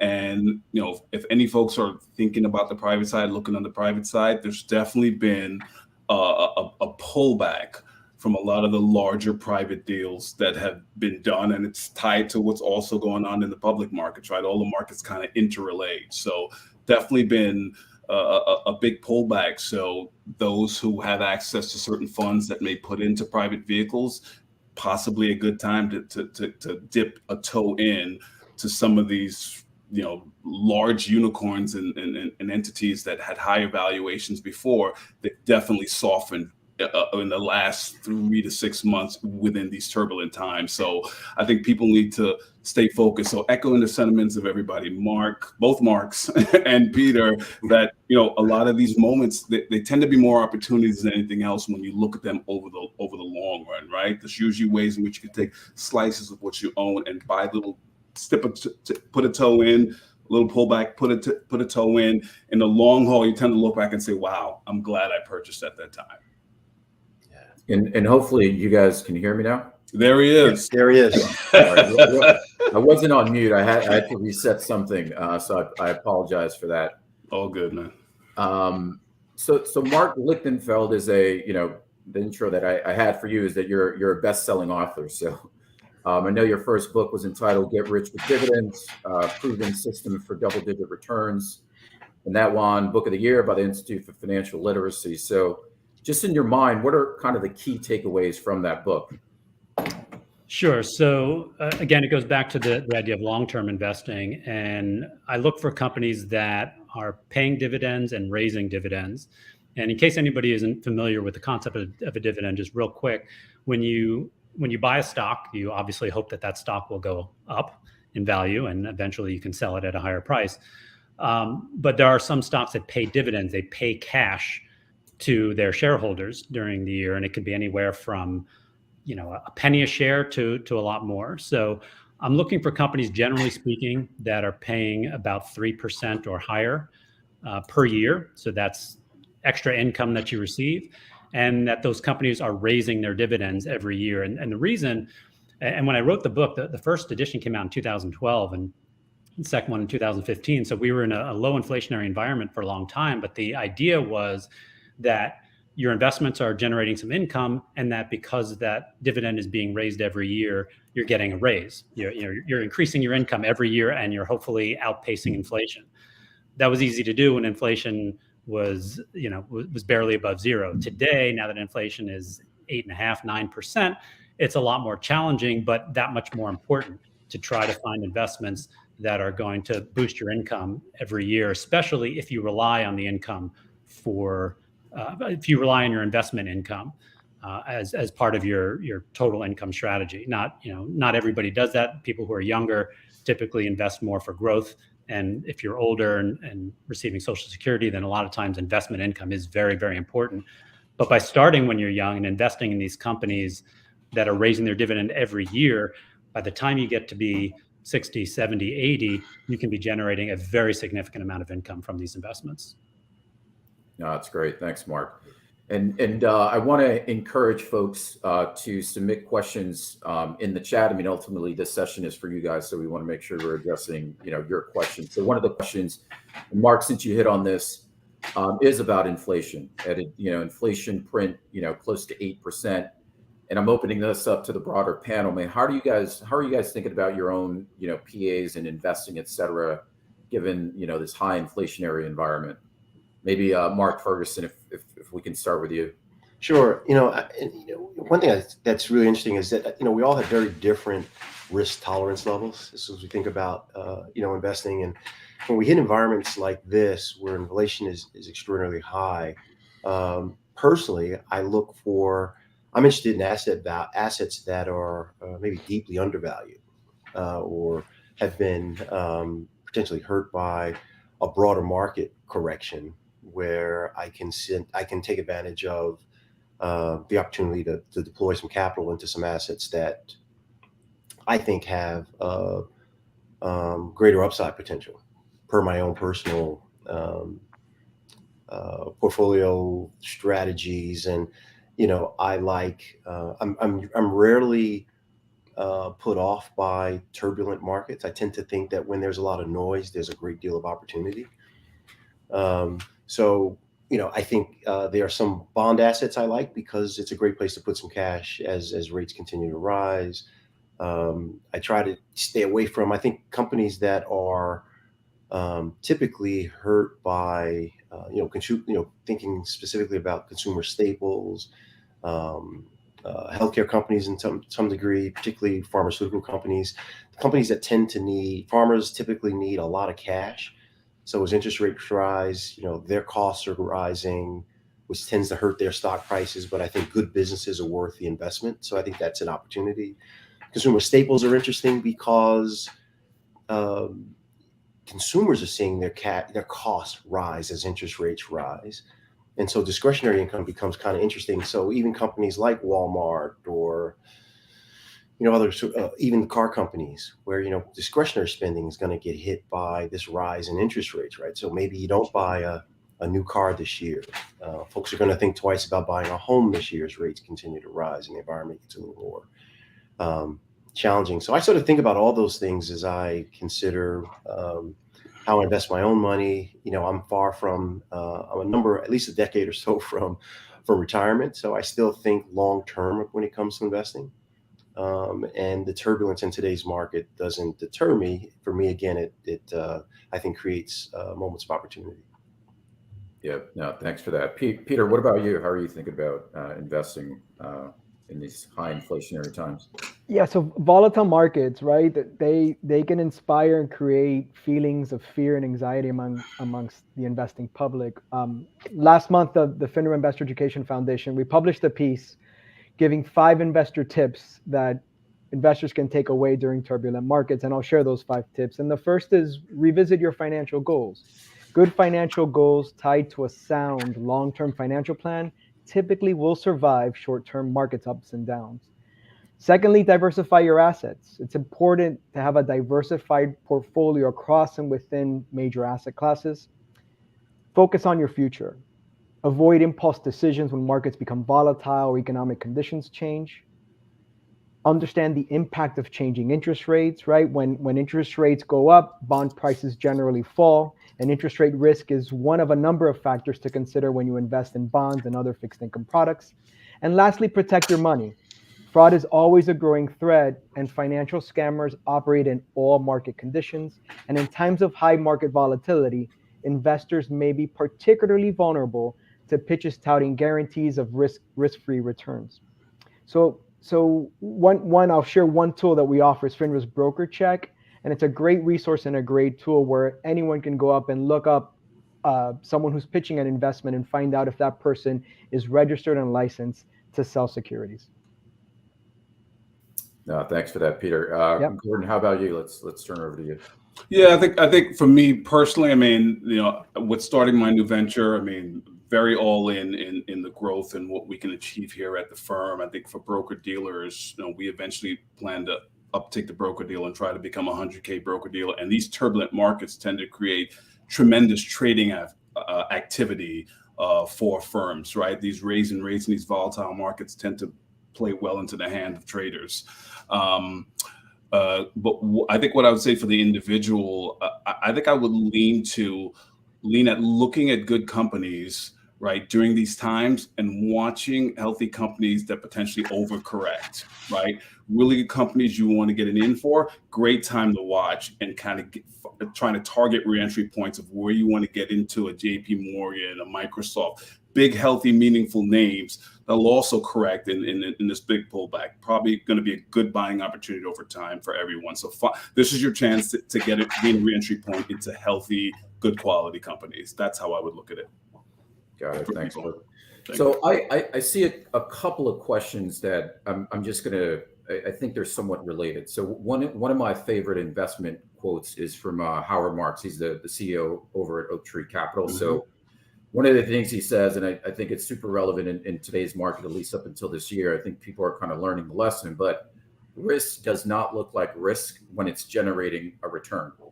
And the danger has been in these rising markets where risk assets are just performing very, very well. People hear about what their friends are investing in and the money that they're making in certain things, whether it was, a couple of years ago, weed stocks, crypto, et cetera. Folks just invest not realizing what they're investing in and not realizing the risk that they're exposing themselves to. Yeah. So on that, there's a question around if you're a novice investor, how should you think about investing, number one? And there's another question that I see around, do you keep an eye on specific companies you like, or do you hunting for value when there's a correction? And the reason I'm putting these two questions together is because what I've seen, and my mom was doing this, which is actually investing in individual companies when she doesn't have the ability to really understand those companies very, very well. So clearly for the novice investor, the things that have been touted would be, this diversified approach, investing in ETFs, et cetera. But what I've been seeing, sort of these novice investors directly investing in individual companies that they don't know that much about. So the question generally is, how should folks think about investing, if they're sort of earlier in their investing path versus folks that are a little bit more sophisticated and want to invest in particular companies? How do you guys approach that in terms of keeping an eye on these companies? Do you wait for a correction or just be disciplined about just maintaining exposure, et cetera? So Hopefully, I know that that's a lot to unpack, but Mark Lichtenfield, why don't we start with you? Sure. So there are so many free resources out there for investors who want to get started and learn how to invest. My company has a free website called wealthyretirement.com. Now we're not going to tell you which companies to invest in necessarily. We'll write about various companies but there are many other sites like ours where there's tons of free information to start educating yourself. So we do believe that a novice investor can learn enough to pick their own stocks. I do think that you need to. I think it was Peter who was saying, identify what your goals are and understand your risk tolerance. So you should have those kinds of things figured out. If you're not comfortable picking your own stocks, there are certainly full service brokers who you pay either a commission or a fee, and they help you pick their investments. They'll actually recommend, okay, buy Coca-Cola, buy this bond. But there's also kind of in the middle ground, the discount brokers, and now many of those brokers are free. We're talking about Vanguard, Ameritrade, Schwab. A lot of them have either free or very discounted services that can help you set up a financial plan. And again, they're not going to tell you, okay, buy Coca-Cola, but they may create a plan for you or help you create a plan where you're going to put 10% of your portfolio in large cap stocks, and that might be achieved through a mutual fund or an ETF. So really, there's just a ton of either free or very discounted resources for novice investors. Yeah, thanks. That's great. Let's turn to you, Peter, since I know this is directly in your wheelhouse, just around investor education, et cetera. Yeah, and it'll be echoing a lot of what Mark mentioned. We teach that investors should identify their 3 key principles, KEY. And K is know yourself as an investor. What are your goals, your risk tolerance? And you have to have a willingness, right, to go out there and research your opportunities and understand and monitor your accounts, what's happening within them on a month-to-month basis. Secondly, E, embrace diversification, right? We've all heard the phrase, don't put all your eggs in one basket. Well, with investments, it's the same. Don't put all your eggs in one basket. And lastly, why? Think of years, not days or hours, right? Spread out your goals are to be spread out. Avoid following the crowd and take advantage of a plethora of unbiased and free resources that are available out there. Got it. That's great. Thanks, Peter. So I know you guys have given out great advice so far, but I'm just curious. I mean, just to kind of synthesize things for the audience, what's the best investment advice that you can give folks, the audience, for today's market? Mark Ferguson, why don't we start with you?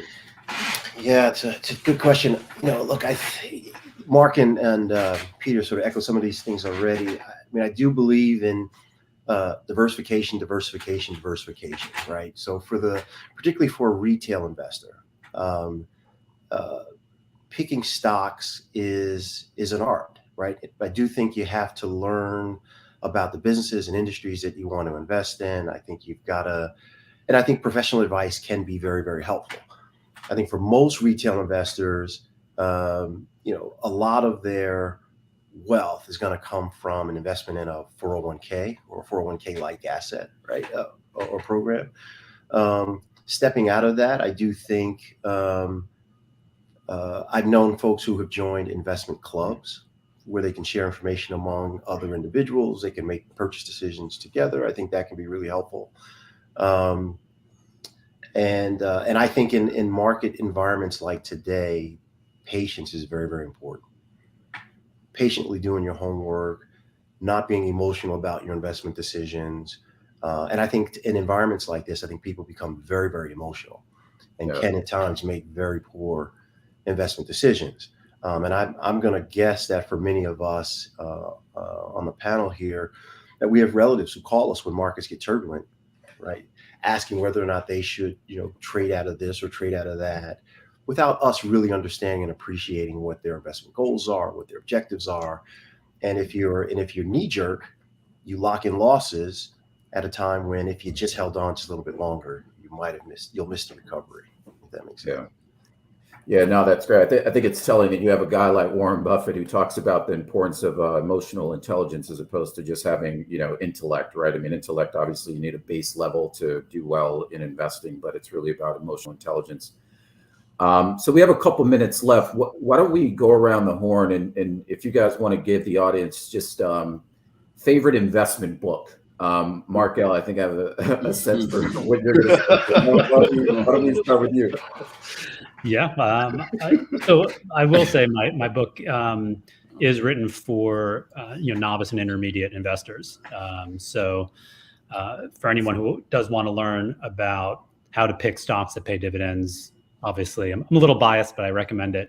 But I will recommend another one. My favorite book is The Richest Man in Babylon by George Clason. The book was written over 100 years ago, or just about 100 years ago. And it's not so much an investing book. It's not going to tell you how to analyze a company, but it tells you, it explains it. It's a very quick read. You can read it in an afternoon. It's about 80 pages. And it gives advice about how to handle your money through fables from ancient Babylon, really. And it is by far the best book I've ever read about money, about saving, spending, investing, charitable giving. It's absolutely fantastic. So again, The Richest Man in Babylon by George Clason, Clason. Got it. Gordon? I mean, I think when I think of a lot of the books I'm probably reading and get my hands on tend to be books more about, past financial titans and things that they did, like how JP Morgan became JP Morgan. So not stuff for investing, but kind of the history of business and how it kind of evolved. So, I mean, I don't know how much any of those books would shed light into the immediate investing of today, unfortunately. So okay. I don't think I have a... All right, Peter, let's turn to you. For me, my favorite is The Millionaire Next Door by Thomas Stanley. And why? Because when I grew up without resources. So for me, a millionaire was a unicorn. And that book sort of helped me reshape those thoughts and really gave me guideposts that I follow to this day in my life. That's great. Mark Ferguson? Sure. I think one of my favorites is Random Walk Down Wall Street by Burton Malkiel.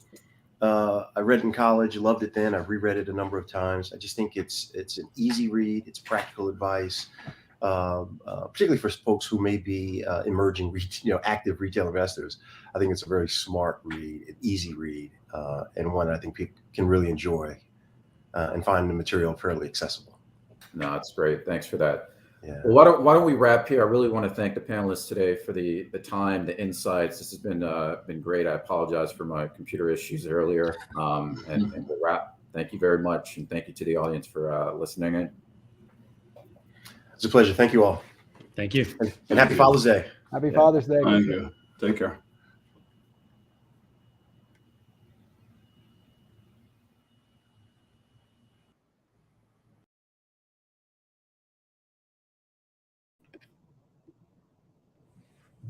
Hello, everyone. My name is Ajanai Patterson. I attend Connecticut College as a Posse Scholar.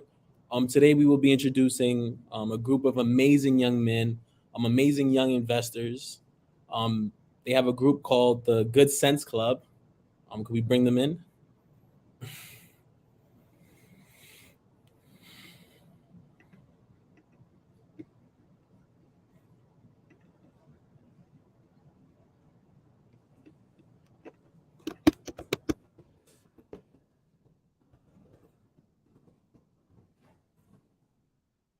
Super excited.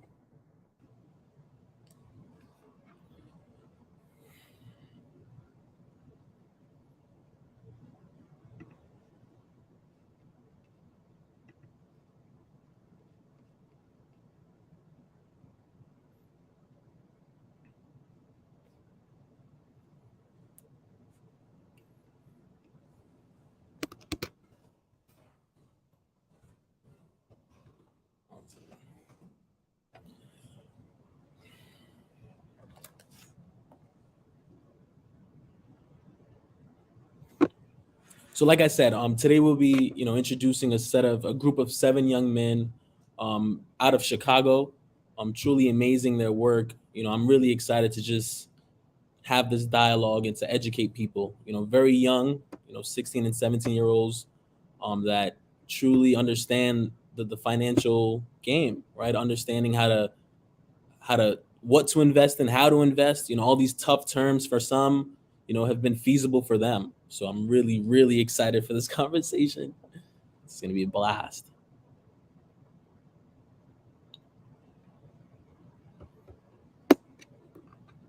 And thank you to all of you who are tuning in, for setting time aside to just be here today. Yeah.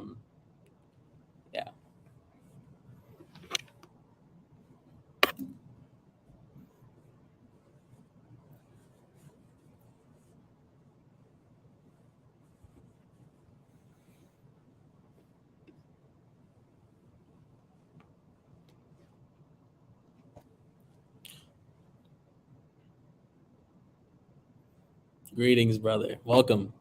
Hey, what's up? Hey.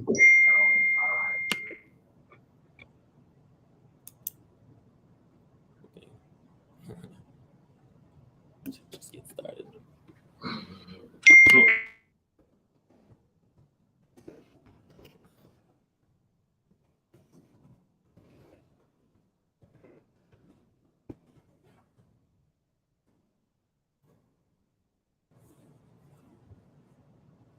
Awesome. All right, so the rest of your group will be coming in soon, right? Yeah, everybody else should be coming in. Awesome, great. All right, so we're just gonna go ahead and get started. No pressure at all. All right. First and foremost, you look great, brother. So the first thing, so I know you guys have a group called the Good Sense Club, right? So can you just tell me what that is? How did it get started? Yeah, so it's an investment group that me and 6 other guys, our parents started it for us, and they really wanted us to start learning financial literacy at a very young age and get us into investing. As that went on, we became more successful. They kind of stepped away and let us facilitate everything ourselves, and just been doing great. Amazing. That sounds great. All right. So can you just kind of walk us all through those meetings, right? What do they really look like? How do you all decide what to sell and keep? All right. So yeah, at our meetings, we usually start by going over our entire portfolio, just saying like what everything that we own is at and what we bought it at, talk about percentage gains. And each of us follows a specific industry. So like me, for example, I follow the entertainment industry. So our stocks under that industry are like Disney, Sony, Microsoft. And so then I'll just give a report on news from the past month about what they've been doing, maybe future plans. And then for when we decide on how to buy a stock, usually at the end of every year, so like June, we'll all suggest something, and then we'll just all kind of vote for whatever we want, how many shares we want of it. Right. Yeah.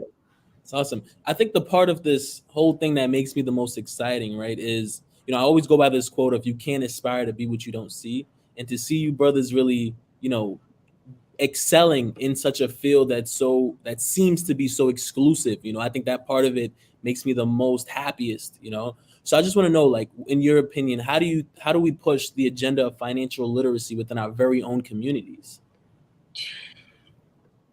I feel like we should make it known that it's not a very difficult concept to grasp. It's much simpler than people really think, than they perceive it to be. Right. And in terms of a lot of, those hard, tough terms, what advice would you give people that are trying to understand those terms, or where to look? Any resources or, that you guys use? It's basically like a simple Google search. You can just look up certain stuff, or ask around with people that you may know that may be successful in anything. Maybe ask them about it because they can give some great advice to you. Got you. And furthermore on that, I was talking to you and Miles about just the conversations of with your peers at school and just about this topic. So can you kind of give us a little bit of that and what that looks like and how you're educating your own peers in school about these things? We basically I kind of told you it already. It's just stuff that we know, stuff that we're into, just basically invest into what you're into. That's typically something that's pretty popular, and that'll basically go up. And also look into the future and think what'll be the next big thing in the future, because if you get into that early, it can make some serious money. Right. Nah, it's awesome. All right. So I mean, obviously you're ambitious, you're goal oriented, right? So are there any future projects or initiative that you all hope to establish in the future to educate people about the importance of investing early, like you did? Nothing yet, but we did bring that up not too long ago, like very recently. So we're definitely coming up with something that we can do just beyond invest. That's awesome. That's awesome. And I know that there have been two new groups similar to your group that has formed because of the work that you all have done, right? Yes. Amazing. That's amazing. That's really amazing. So, another question. Do you think that do you see investing as a good and effective way of closing the racial wealth gap? Tough one. I'll give you some time to think. I don't know. It's like, I don't know, because you can't really accumulate the wealth through investing like super quickly. Right. But like maybe like over time, maybe. Yeah. Yeah. All right. So where do you see yourself in 5 years? In terms of investing, in terms of your goals, all that stuff. I'll definitely see myself still investing in 5 years. Probably about to graduate college. Definitely invest all my money into real estate. That's something I really want to get into. Real estate. Nice, nice. So who's your biggest inspiration, right? Who's that? Inspiration. I say maybe Elon Musk, just because of how he's built such a successful empire and how he's become so successful through everything. Welcome, Jameson. How are you? I'm good. So you can pick up right where Mario left off. So who do you think? Who's your biggest inspiration? Probably my biggest inspiration is probably in the stock world and like the whole like financial world is probably Robert F. Smith. He's also from Austin like me, and I just think he's really cool. And how he created his whole like business empire and his financial empire, starting from essentially nothing, and how he's created it to what it is today, and how he continues to maintain it and grow it more and more. Right. Your audio, if you don't mind being a little bit louder. Oh, I'm sorry. No, it's all fine. So, question, right? So I know, a lot of it is you guys vote on it, right? But how do you really choose what to invest? I think it's more looking at how the stock can perform, how it is currently, how it performed in the past, and how tracking it and see how it can perform in the future. And then because we all carry different industries, and just we all give our intake and our input of how each stock and how each industry performs. Mario, you agree? Same thing? Yes. My apologies. I'm just readjusting so I can get Wesley in the camera as well. No worries. Yeah. Be great to have. So I'm gonna continue, to ask you guys. Are you still here? Can you hear me? I'm here. Awesome. Hey, brothers, welcome. What's up? All right. So, in celebration of Juneteenth being tomorrow, as a form of celebration of, Black people and our emancipation in 1863, what is a message you all would like to send the Black and brown community, especially young generation that is now battling through different issues that weren't in the past, but still hold strong connections to our roots? I'm sorry. Can you repeat that question? I know, no worries. In celebration of Juneteenth being tomorrow, as a form of celebration of Black people and our emancipation in 1863, what is a message you all would like to give, to the Black and brown community, especially young generation that is now battling through different issues that weren't in the past, but still hold strong connections to our roots today? I think it's always very important to persevere and pursue what you're interested in, your likes, the things you are already doing, extracurriculars. And I think pursuing those things can not only open your mind to new experiences, but it can also provide experiences through that avenue as well. Right. Mario, and if you don't mind, can you all kind of answer the questions? That would be great. Yeah, I'm just going to tag on what Wesley said. Just stay persistent in what you do, especially if you're very passionate in that, because you'll just continue to grow and get better and everything. Lead to success. Jameson?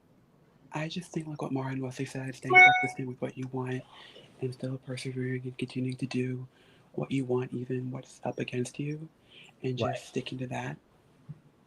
Right. That's great. So what did you all wish you knew before you got into this trajectory of investing? Is there any, what do you wish you knew? Kind of adding on and extrapolating upon the idea of following the things you're interested in.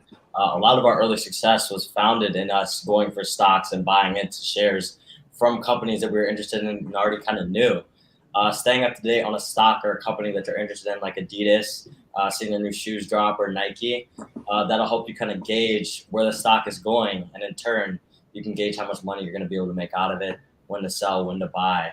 And keeping your interest on something that you're previously already active and a part of will always help you kind of Right. judge a stock better. Awesome. Mario? And I feel like as we've went on, we've kind of picked up all the essential knowledge that we've needed to know, like along the way of our investing path. So I feel like that's also been a huge contributor to our success. So I would say there's nothing necessarily that I think I would have wanted to know before, because I'm just picking up on everything. Right. James? Just like what Mario has said, like as we've gotten a lot older and since we started, we've picked up a lot more knowledge and grown a lot about the stock industry and how they perform in the financial industry, and just how we can correlate that in our industries to the stocks that we buy and how we trade them. Right. That's awesome. So what are some of the issues you guys have faced while investing, and some of the conflicts over the years that you guys have, encountered? Obviously, as we diversify, we obviously have to research more, but we also work now into other industries. So as we gain a stock, if we gain a healthcare stock, it is not only just that stock we're interested in, but rather the whole industry of healthcare and the whole market. So that being said, learning as we go, as you mentioned in your previous question, has been such a large part of our success and of our portfolio as we build, as a group. Because as we gain a stock, we gain an industry, and now we're interested in that industry as well as the ones we were in previously. That's awesome. Yeah, Mario? I feel like the issue that we've had to face on occasion is like stock market crashes. That'll lead on to like us trying to figure out how to adapt to that and what important decisions to make with our stocks. Right. Jameson? Just like what he said too, like just how the stock market changes and changing your strategy with how you invest, how you sell your stocks, and when you sell them, because that's also really crucial based on how often the stock market changes. Right. Obviously with the current market the way it is, right? So how do you guys navigate it? How do you what does that look like? I mean, also you have to look at tracking previous patterns of the stock market and how it's changed in the past, and how each industry and how each company adapts to it and how it changes to the current evolving stock market. Mm-hmm. Obviously, we can't predict when the stock market is going to crash. However, it's more about getting back up and being ready to invest or sell based on what we've seen from a stock crash. Obviously, it can be very detrimental for a portfolio. However, re-upping and kind of coming back from stock crashes has been one of our stronger points. We see our portfolio affected by crashes but things like that, we usually can bounce back pretty easily and suffer little to no losses. Right. Awesome. So with the the constant stigmas of just people of color, especially young Black men of color, especially in Chicago as well, and all the other parts of the world like New York, what does it mean to you all, to start this work and to, be part of such an important legacy essentially? So, to me, it feels like I feel great that I'm able to flip the narrative of Black people not being successful, not being able to do this and that, and just being having the success that we have is means a lot to me. But adding on to what you said in the question, even more important than any of the success we've had is actually the legacy we leave behind. Because as we leave behind this idea of young Black men investing in the stock market, we open the door for plenty of other young Black men or minorities to become what they want to be. And opening the door for them is honestly more important than anything else. Right. Jameson? I think also it's about changing the narrative of how people see and how people perceive Black men and people of color and how they look at them and how the narrative that people create about them.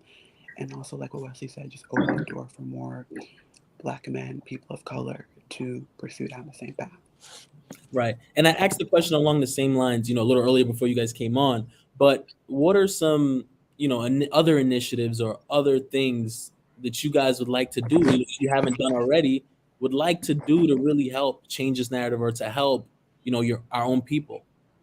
Obviously, as I said, the whole idea in itself opens the door. So I think the best thing we can do is kind of promote ourselves and get the idea out there. Helping people when it comes to investing is not kind of like a market or a strategy that we've tapped into so far.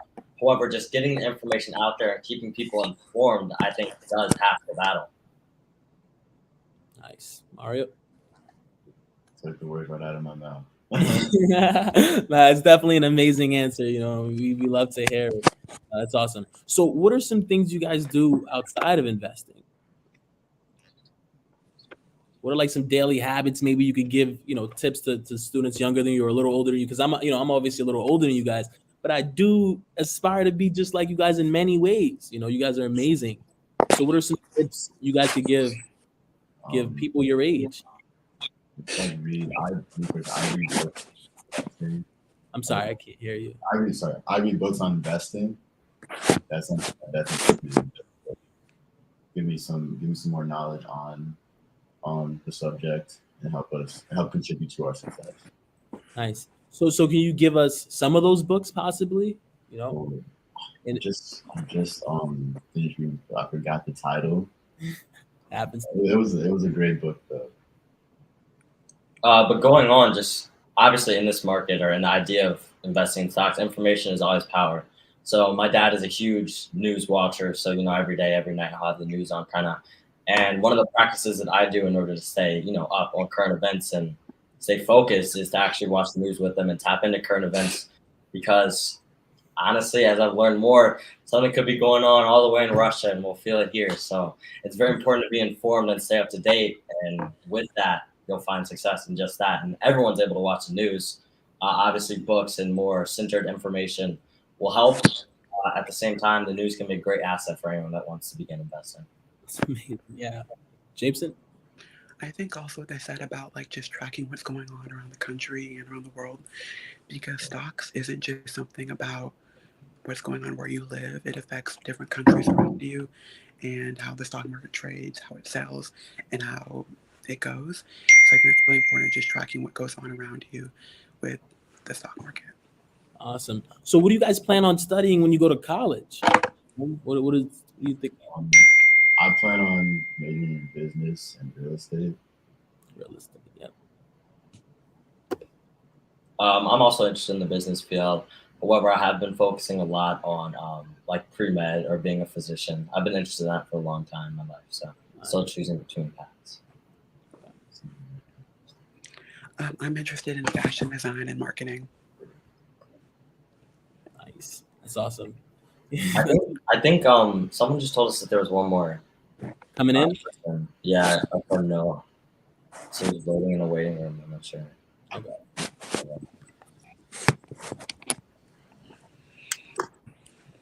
Okay. So you guys mentioned how the companies that you invest in has been more than just an investment in the stock. You've been able to really look into the companies and what they stand for and stuff like that. So what are some important companies to your portfolio or to your stock altogether that you guys have valued even more over the years? Obviously, as we see gains, that increases the value, the actual importance we put upon a stock. So obviously one of our most important or most quintessential grabs was Tesla at a lower price value, I think around $40. So I definitely say we value Tesla pretty highly. It's been a great, large portion of our success as a group and in our portfolio.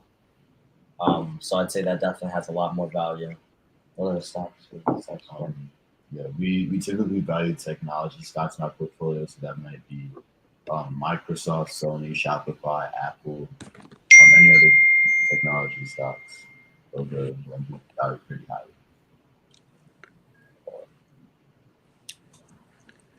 Are a lot of our technology stocks too, and also our entertainment stocks like Disney and our cruise, travel, United, those all have a really high gain in our portfolio as well, especially as the seasons change. A lot of our stock markets, stocks in different industries change a lot. Right. Awesome. So, with all these different forms of currency, Bitcoins, cryptocurrency, a lot of people want to know, should they invest in cryptocurrency? Have you all invested in cryptocurrency? Is it risky to do that? We do have, we have invested into one cryptocurrency. We haven't really done too much with it. We just got it just because, like, like there's something to have, it's a cryptocurrency to have. But it's definitely risky. You should just get very deep into it, like research very deeply into it before you consider getting one. For you, I mean, to me, the idea of crypto is kind of trading of the future. However, I wouldn't necessarily say that the companies we're investing in now as simple stock traders is going out of style per se. I don't know if building into a new industry, which is supposed to be the modern world of the future, I don't know if that's necessarily the time for this. Mm-hmm. And at the same time, information is very limited about the subject, although I'd say it's fairly new. And similarly to some other investing methods such as Forex, I think there's a lot of fluctuation and volatility in the crypto and similarly Forex market. Going for something such as stocks will not only, you'll have more information at your disposal, but I feel like you'll also have more consistency in your picks, consistency in your gains, consistency in your losses. You'll see a lot less of that fluctuation, which could be deal breaking for you. Right. James? I don't know a lot about cryptocurrency, but I know that if it's something that you want to invest in and something that you want to add to your portfolio, it should be something that you do a lot of research about and how it can affect you in your stock portfolio. But yeah. All right, awesome. Can you guys just talk a little, because I went to an all-male school, right? So can you guys just talk about the intimacy of friendship in your group, your investment group, and how that has, how you guys have all learned from each other and how that has affected your bond with each other? Yeah, so everybody in the group has known each other since we were maybe 2 or 3 years old. So that's definitely how it impacted our camaraderie. It's definitely allowed us to build trust in one another because we've been investing in each other. So we all trust each other in this. I think the chemistry within our group can't be valued. It's priceless. The trust we have in each other not only helps with our decision making, but it also helps with our original calls for the stocks. Staying in touch so often and knowing each other for so long helps us kind of keep up to date day to day without even having to set specific meetings or things like that. We'll obviously have our monthly or half monthly meetings, but at the same time, just being able to talk to each other every day as friends and not even as business partners has helped our success tremendously. Welcome, Noah. Hello.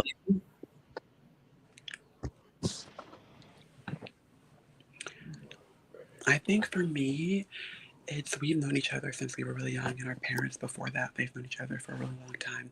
And I think that just creates a really strong bond between all of us and a lot of trust with all of us to where we are today and how we make our decisions and how we trust one another. Right. So thank you, Jameson, for your amazing answer. But Noah, just to kind of fill you in, I asked, similar to you guys in terms of the group, I went to an all-male school, right? So referring to the intimacy, the friendship, the growth that you guys have kind of grown together, how has that affected your investing and just, yeah. Well, yeah, like we all know each other since we were young. We've all been, I played sports with multiple of them. I've gone to school with multiple of them. So just like the connection and bonds we have with each other allow us to kind of communicate and create choices and make decisions that we all agree with and like. Awesome. All right. So, we understand that, generational wealth is the goal, right? Obviously investing is one step of doing that, but how have your family played in an important role in this journey? Well, like I told you earlier, they really started everything off for us and, laid the groundwork for us to be successful. That's what they contributed to. Setting the infrastructure for us while teaching was very beneficial. And I think that was a great point for them to start or begin our investing journey. While they were setting up our portfolio, getting us into the actual idea of stocks, we were learning how to invest them. So we hit the ground running as soon as they kind of deviated the responsibility to us solely as a group. So as we have been taught for the first few years of our life, now we hit the ground running around 8 or 9, and we're completely prepared to invest on our own as our own separate entity. And then at the same time, obviously, constant support, reminders, things like that, little things. But I'd say they're definitely more on the family side than on the business side. So as we wrap up, is there any last minute things you want to tell people? Because I remember last time I spoke to Miles and Mario, one of the biggest things they said was, investing. It doesn't have to be a lot of money. So is there any like last minute things you guys would like to tell people to encourage them to invest early?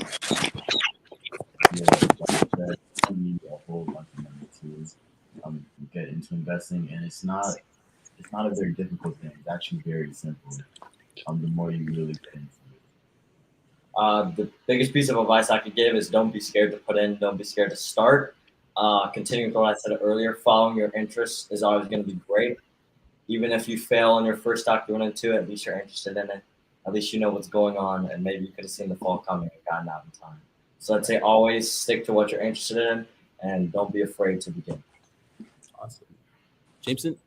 I think going into it, don't be scared, don't be shy to just go into investing. And before you do it, always do research and get information about it and about what specific industry you're going into and what type of stocks you're investing in and how much money you want to put into it and how much money you want to put aside to keep up with your stock and keep up with the industry. I think that's really important, just going in with getting a lot of information as much as you can. Right. Thank you so much for that. Noah?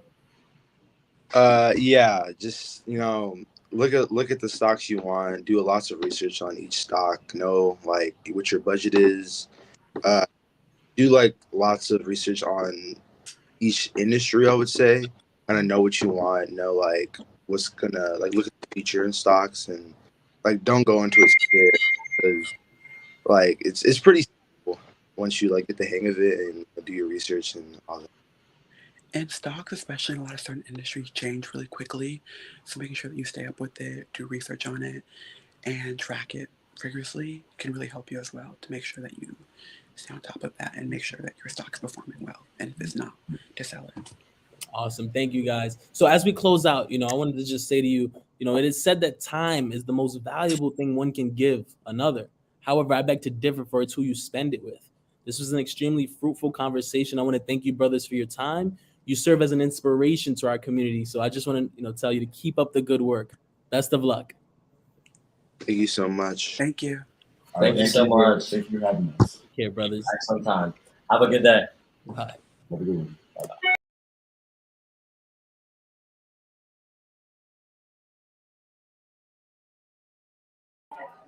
Yes, amazing. That was so inspiring. I know I'm not the only one to feel that energy. I'm super energized by this summit so far today, and I'm hoping that we can add some value to an already phenomenal day. So today, brothers have talked about investing. They've talked about credit. They've talked about all things money and even real estate. And now we're here to round out this generational wealth convo with entrepreneurship. An entrepreneur is someone who owns or operates a business or businesses. Okay. And that's just the definition. However, we're going to get deeper than just the definition, because I'm joined by a few brothers who have taken the entrepreneurship bull by the horns, right? And I'm excited. So brother J.R. Dorsonville, who I've known for about a decade through the world of money, and then brother Darren Simon, I'll say this is the only brother that is cool enough to be a moderator and a panelist for today's Born Rich Summit. So my name is Chike Uzoka, and I teach young men how to invest early, invest often, and invest in themselves. And I must give it up to those young men in the Good Sense Kids Club. Young men taking the charge and growing their wealth at an early age. That's beautiful. That is beautiful. So Darren, JR, welcome. Thank you very much. Happy to be here. And I'm honored to have been selected for participation in 2 different panels. So it's an honor. I'm happy to be here. Likewise, I must say the same. I'm truly happy to be here. Been involved with World of Money for over a decade now. I can't quite put a number on the years at this point. I think I've lost track. But it's great to see you fellas. Happy to be here. Awesome, man. I'm excited. So it's always good to see you guys. And we're gonna go right into it because I know, we want to drop some gems and give the people what they're looking for. So tell us why, for you guys, why entrepreneurship? Darren, why entrepreneurship? Well, I think that, entrepreneurship is really in our blood, in our DNA. All right. Especially with our experience in America, with having many times no access to resources, but still a responsibility to survive and provide for our families. And one of the earlier panelists had mentioned that, his mother was a domestic worker, and, cleaned homes. So a lot of times we think of entrepreneurship as this really fancy term, but if you're able to take your skills and what you do well and put yourself in a position that you can be compensated for that, you're an entrepreneur. So there may be people who go through formal training, go through college and so forth and so on. There are many folks who are successful entrepreneurs without a formal education. They have a dream. They're willing to put the work in, understand, what they do well, what the value of those skills are. And, I kind of end up on like the smaller side of the spectrum, and with AKI Enterprises, I've been focusing on private mathematics tutoring for high school students. That's been involved both with different subjects and also with SAT prep for the math portion. And I've been a peer tutor since high school. I mean, this is my life's work. And part of the reason that this has come together for me is that when you take a look at student loan debt approaching $2 trillion rather, if I can help students position themselves that they can do well in school, do well on these standardized tests, put themselves in a position that they can start to receive merit-based scholarships, from these colleges, thereby lessening or reducing or eliminating their student loan debt. Suddenly, when they get out of school and graduate, they're not starting off in the hole, first paying off debt and then starting to build wealth. They're in a position to start building wealth from the beginning, which then sets them up for intergenerational transfer of wealth down the road. Absolutely. And to chime in, I'd like to say that entrepreneurship for me has always been a way of being able to achieve the things that you want in life. It's a way for us to address the issues that we see in our communities. As an example, I recall having started a business that I operated for 10 years. I remember starting that business in a community of predominantly Black folks. It was a minority majority community. And I remember at the time, it was during a recession. I remember many people telling me not to start that business in that community, but going ahead and doing it anyway. I saw in real time, in real life, like what happens when you start a business in a community that you care about. And so we remember creating jobs, right? Everyone that we hired when we started that business, and we operated it for close to 10 years, almost everyone that we hired over that stretch of time was someone who was unemployed. Right. I remember there was we've always been having this conversation about minimum wage and livable wage and such. And I remember I was at the time paying above what the minimum wage was at that time. So you see a problem in your community, you see a problem in society.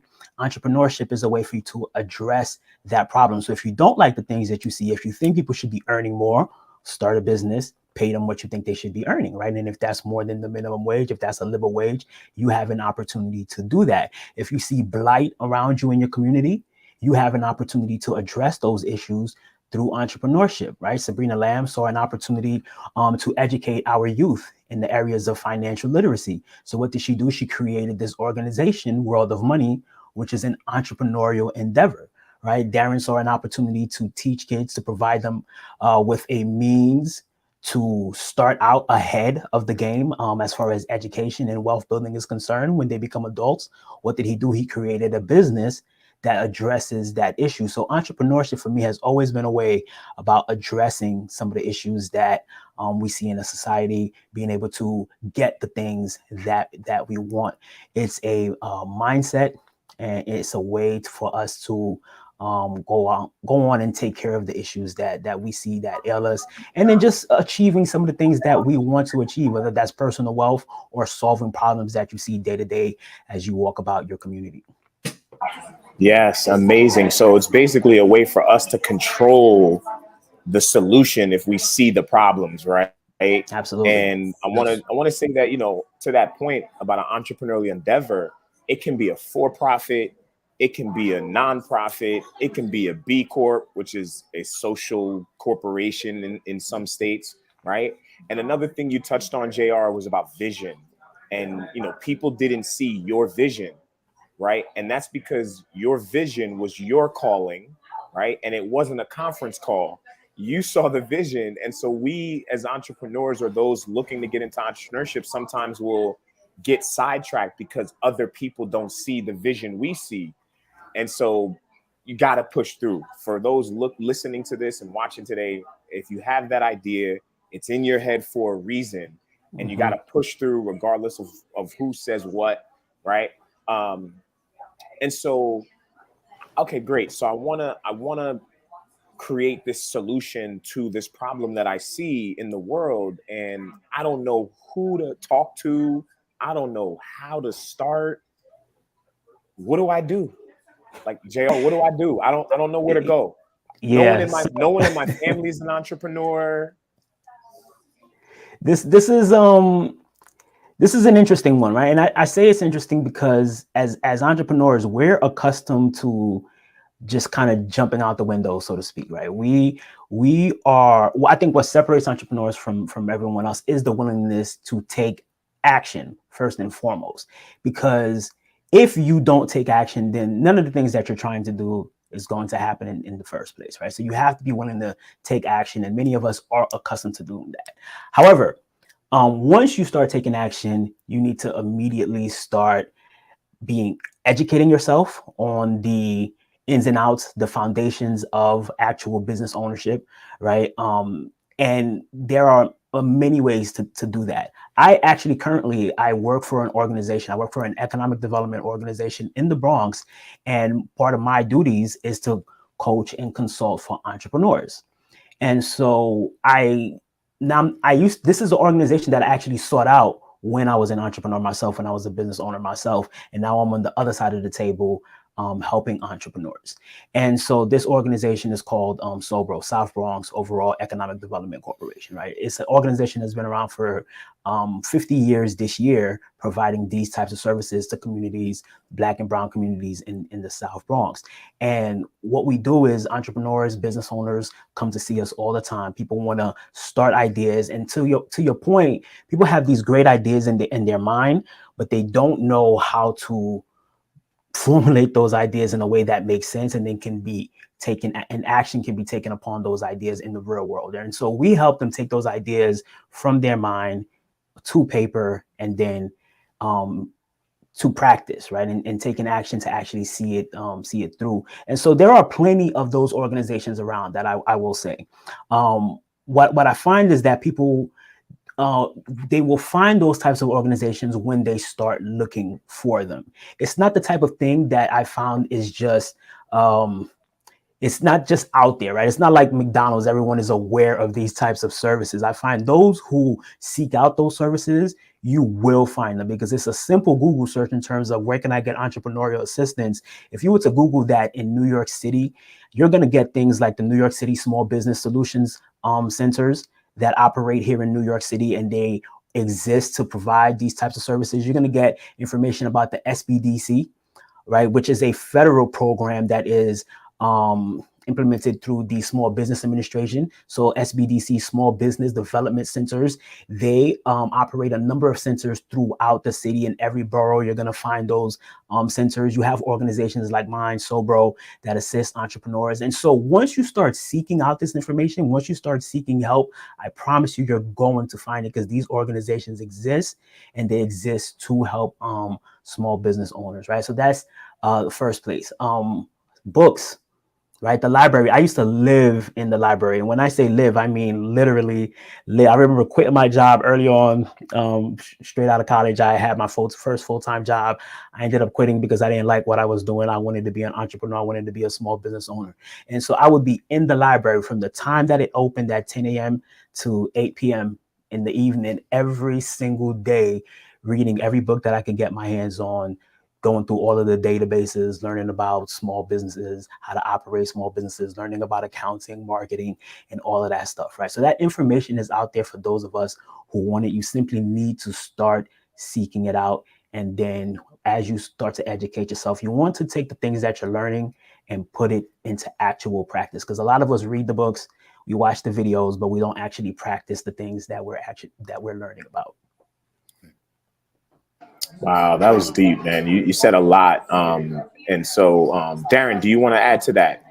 Yeah, that was pretty comprehensive as an answer. But when I think about my wife, who's also an entrepreneur, and with actual physical space, I remember us very early on going to a local community college and taking business courses, right? In terms of really understanding what kind of business to set up, whether that should be a corporation, partnership, what have you.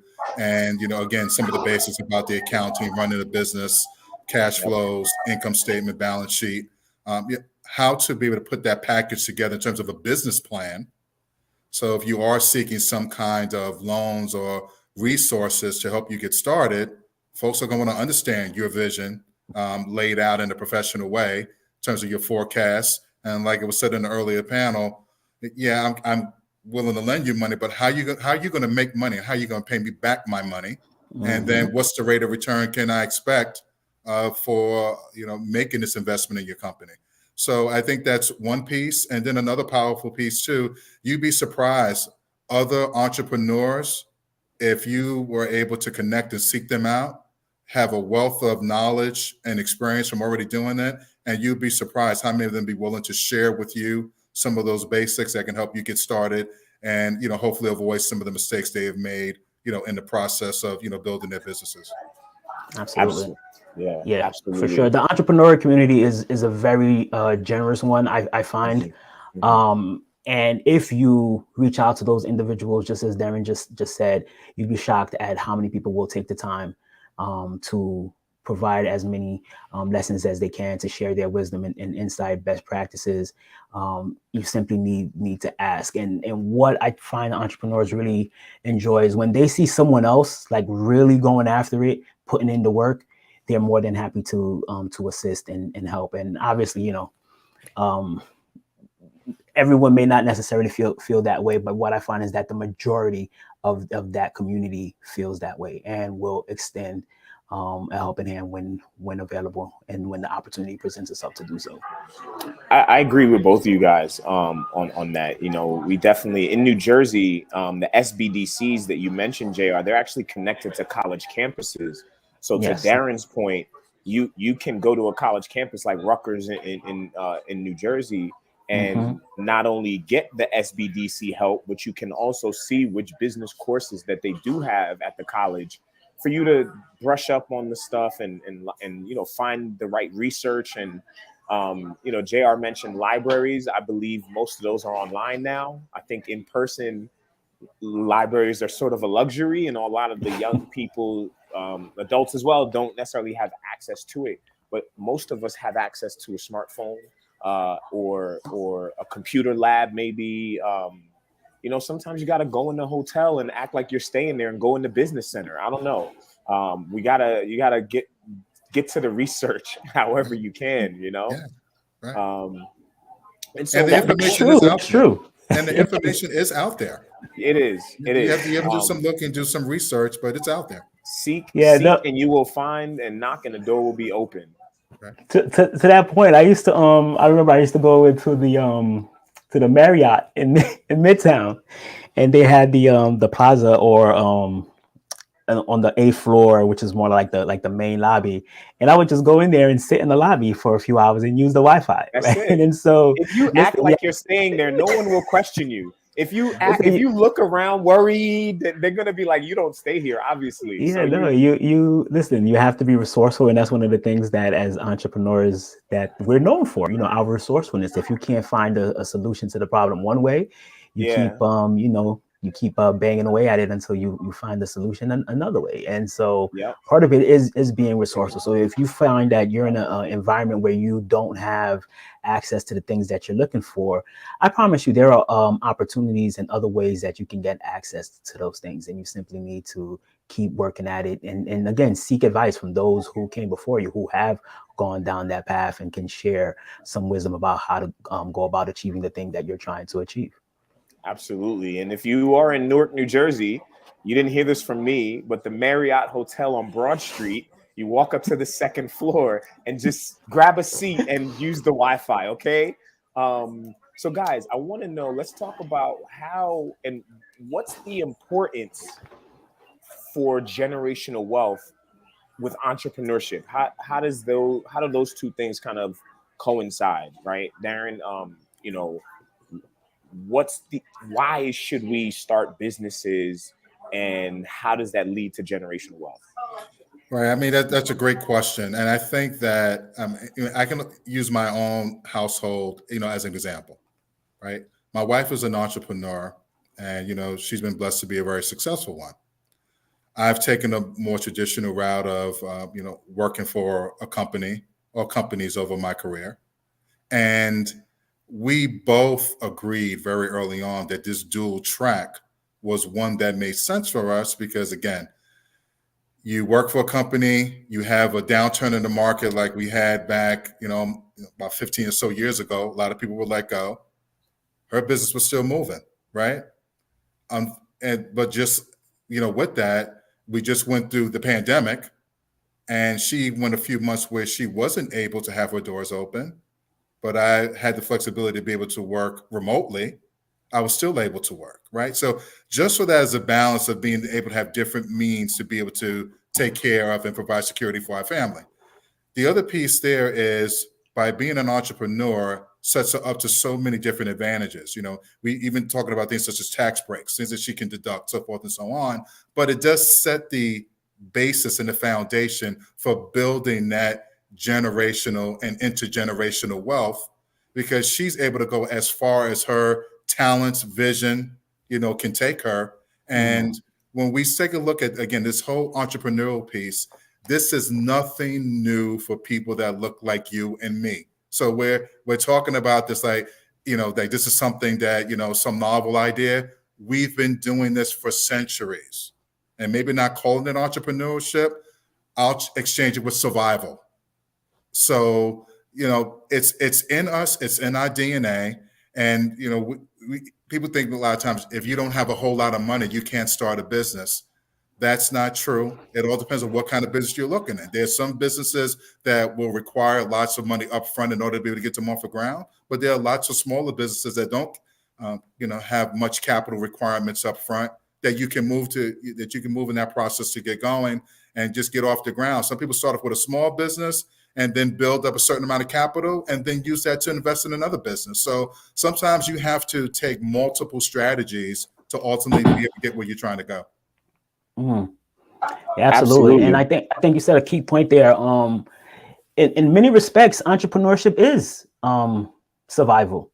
Because I speak with a lot of small business owners today, providing coaching and consulting to a lot of small business owners, and for many of them, and I would include myself in that. The idea of working a full-time job, it didn't sit well with me. And not to say that you shouldn't do it, not to say that it's a bad thing. For me, it just didn't gel, and I always felt that entrepreneurship was the route that I wanted to go, because I wanted that personal independence. And then if you look back at our history, for many of us, especially those who were, I mean, you talk about, for example, Black Wall Street. You know, many of us are familiar with that story now. But the wealth of that town, you know, before, you know, the race riots and the massacre happened, but the wealth that was built in that town, much of that wealth was derived from people starting their own thing. And so when we were excluded out of what was happening with respect to economics and greater society, what we had to do was kind of rely on ourselves, start businesses, and create those opportunities that we wanted to see. So from the very beginning, entrepreneurship was part of our history. And I think, and as you do that, as you're able to, again, solve the problems within your community, you're able to generate some income, some savings, and some wealth. And then that wealth gets passed on to the generation after you.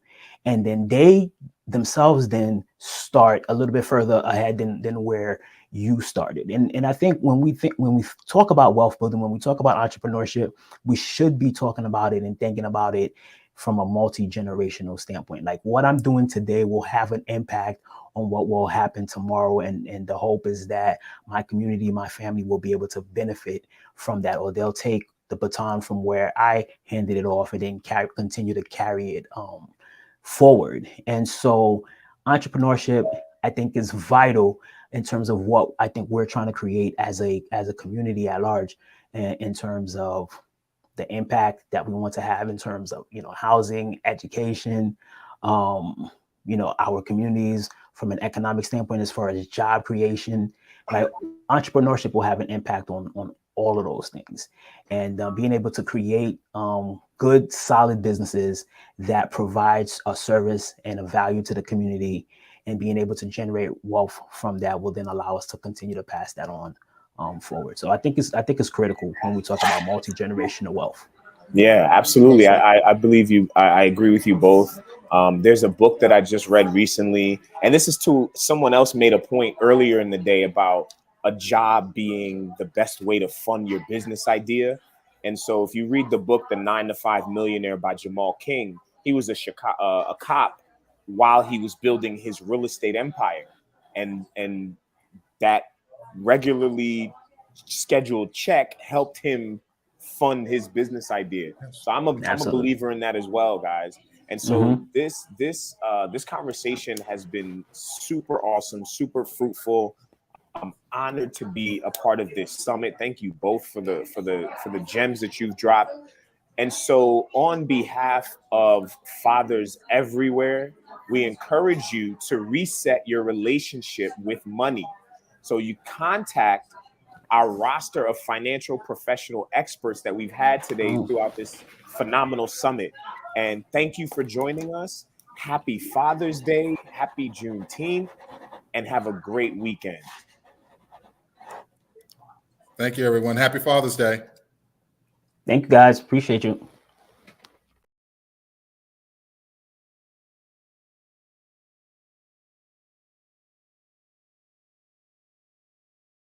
Hey, can you envision a world when those who have historically not invested use their mobile phones to purchase fractional and whole shares in U.S. publicly traded companies with zero trading fees? That time has come. Wakeza.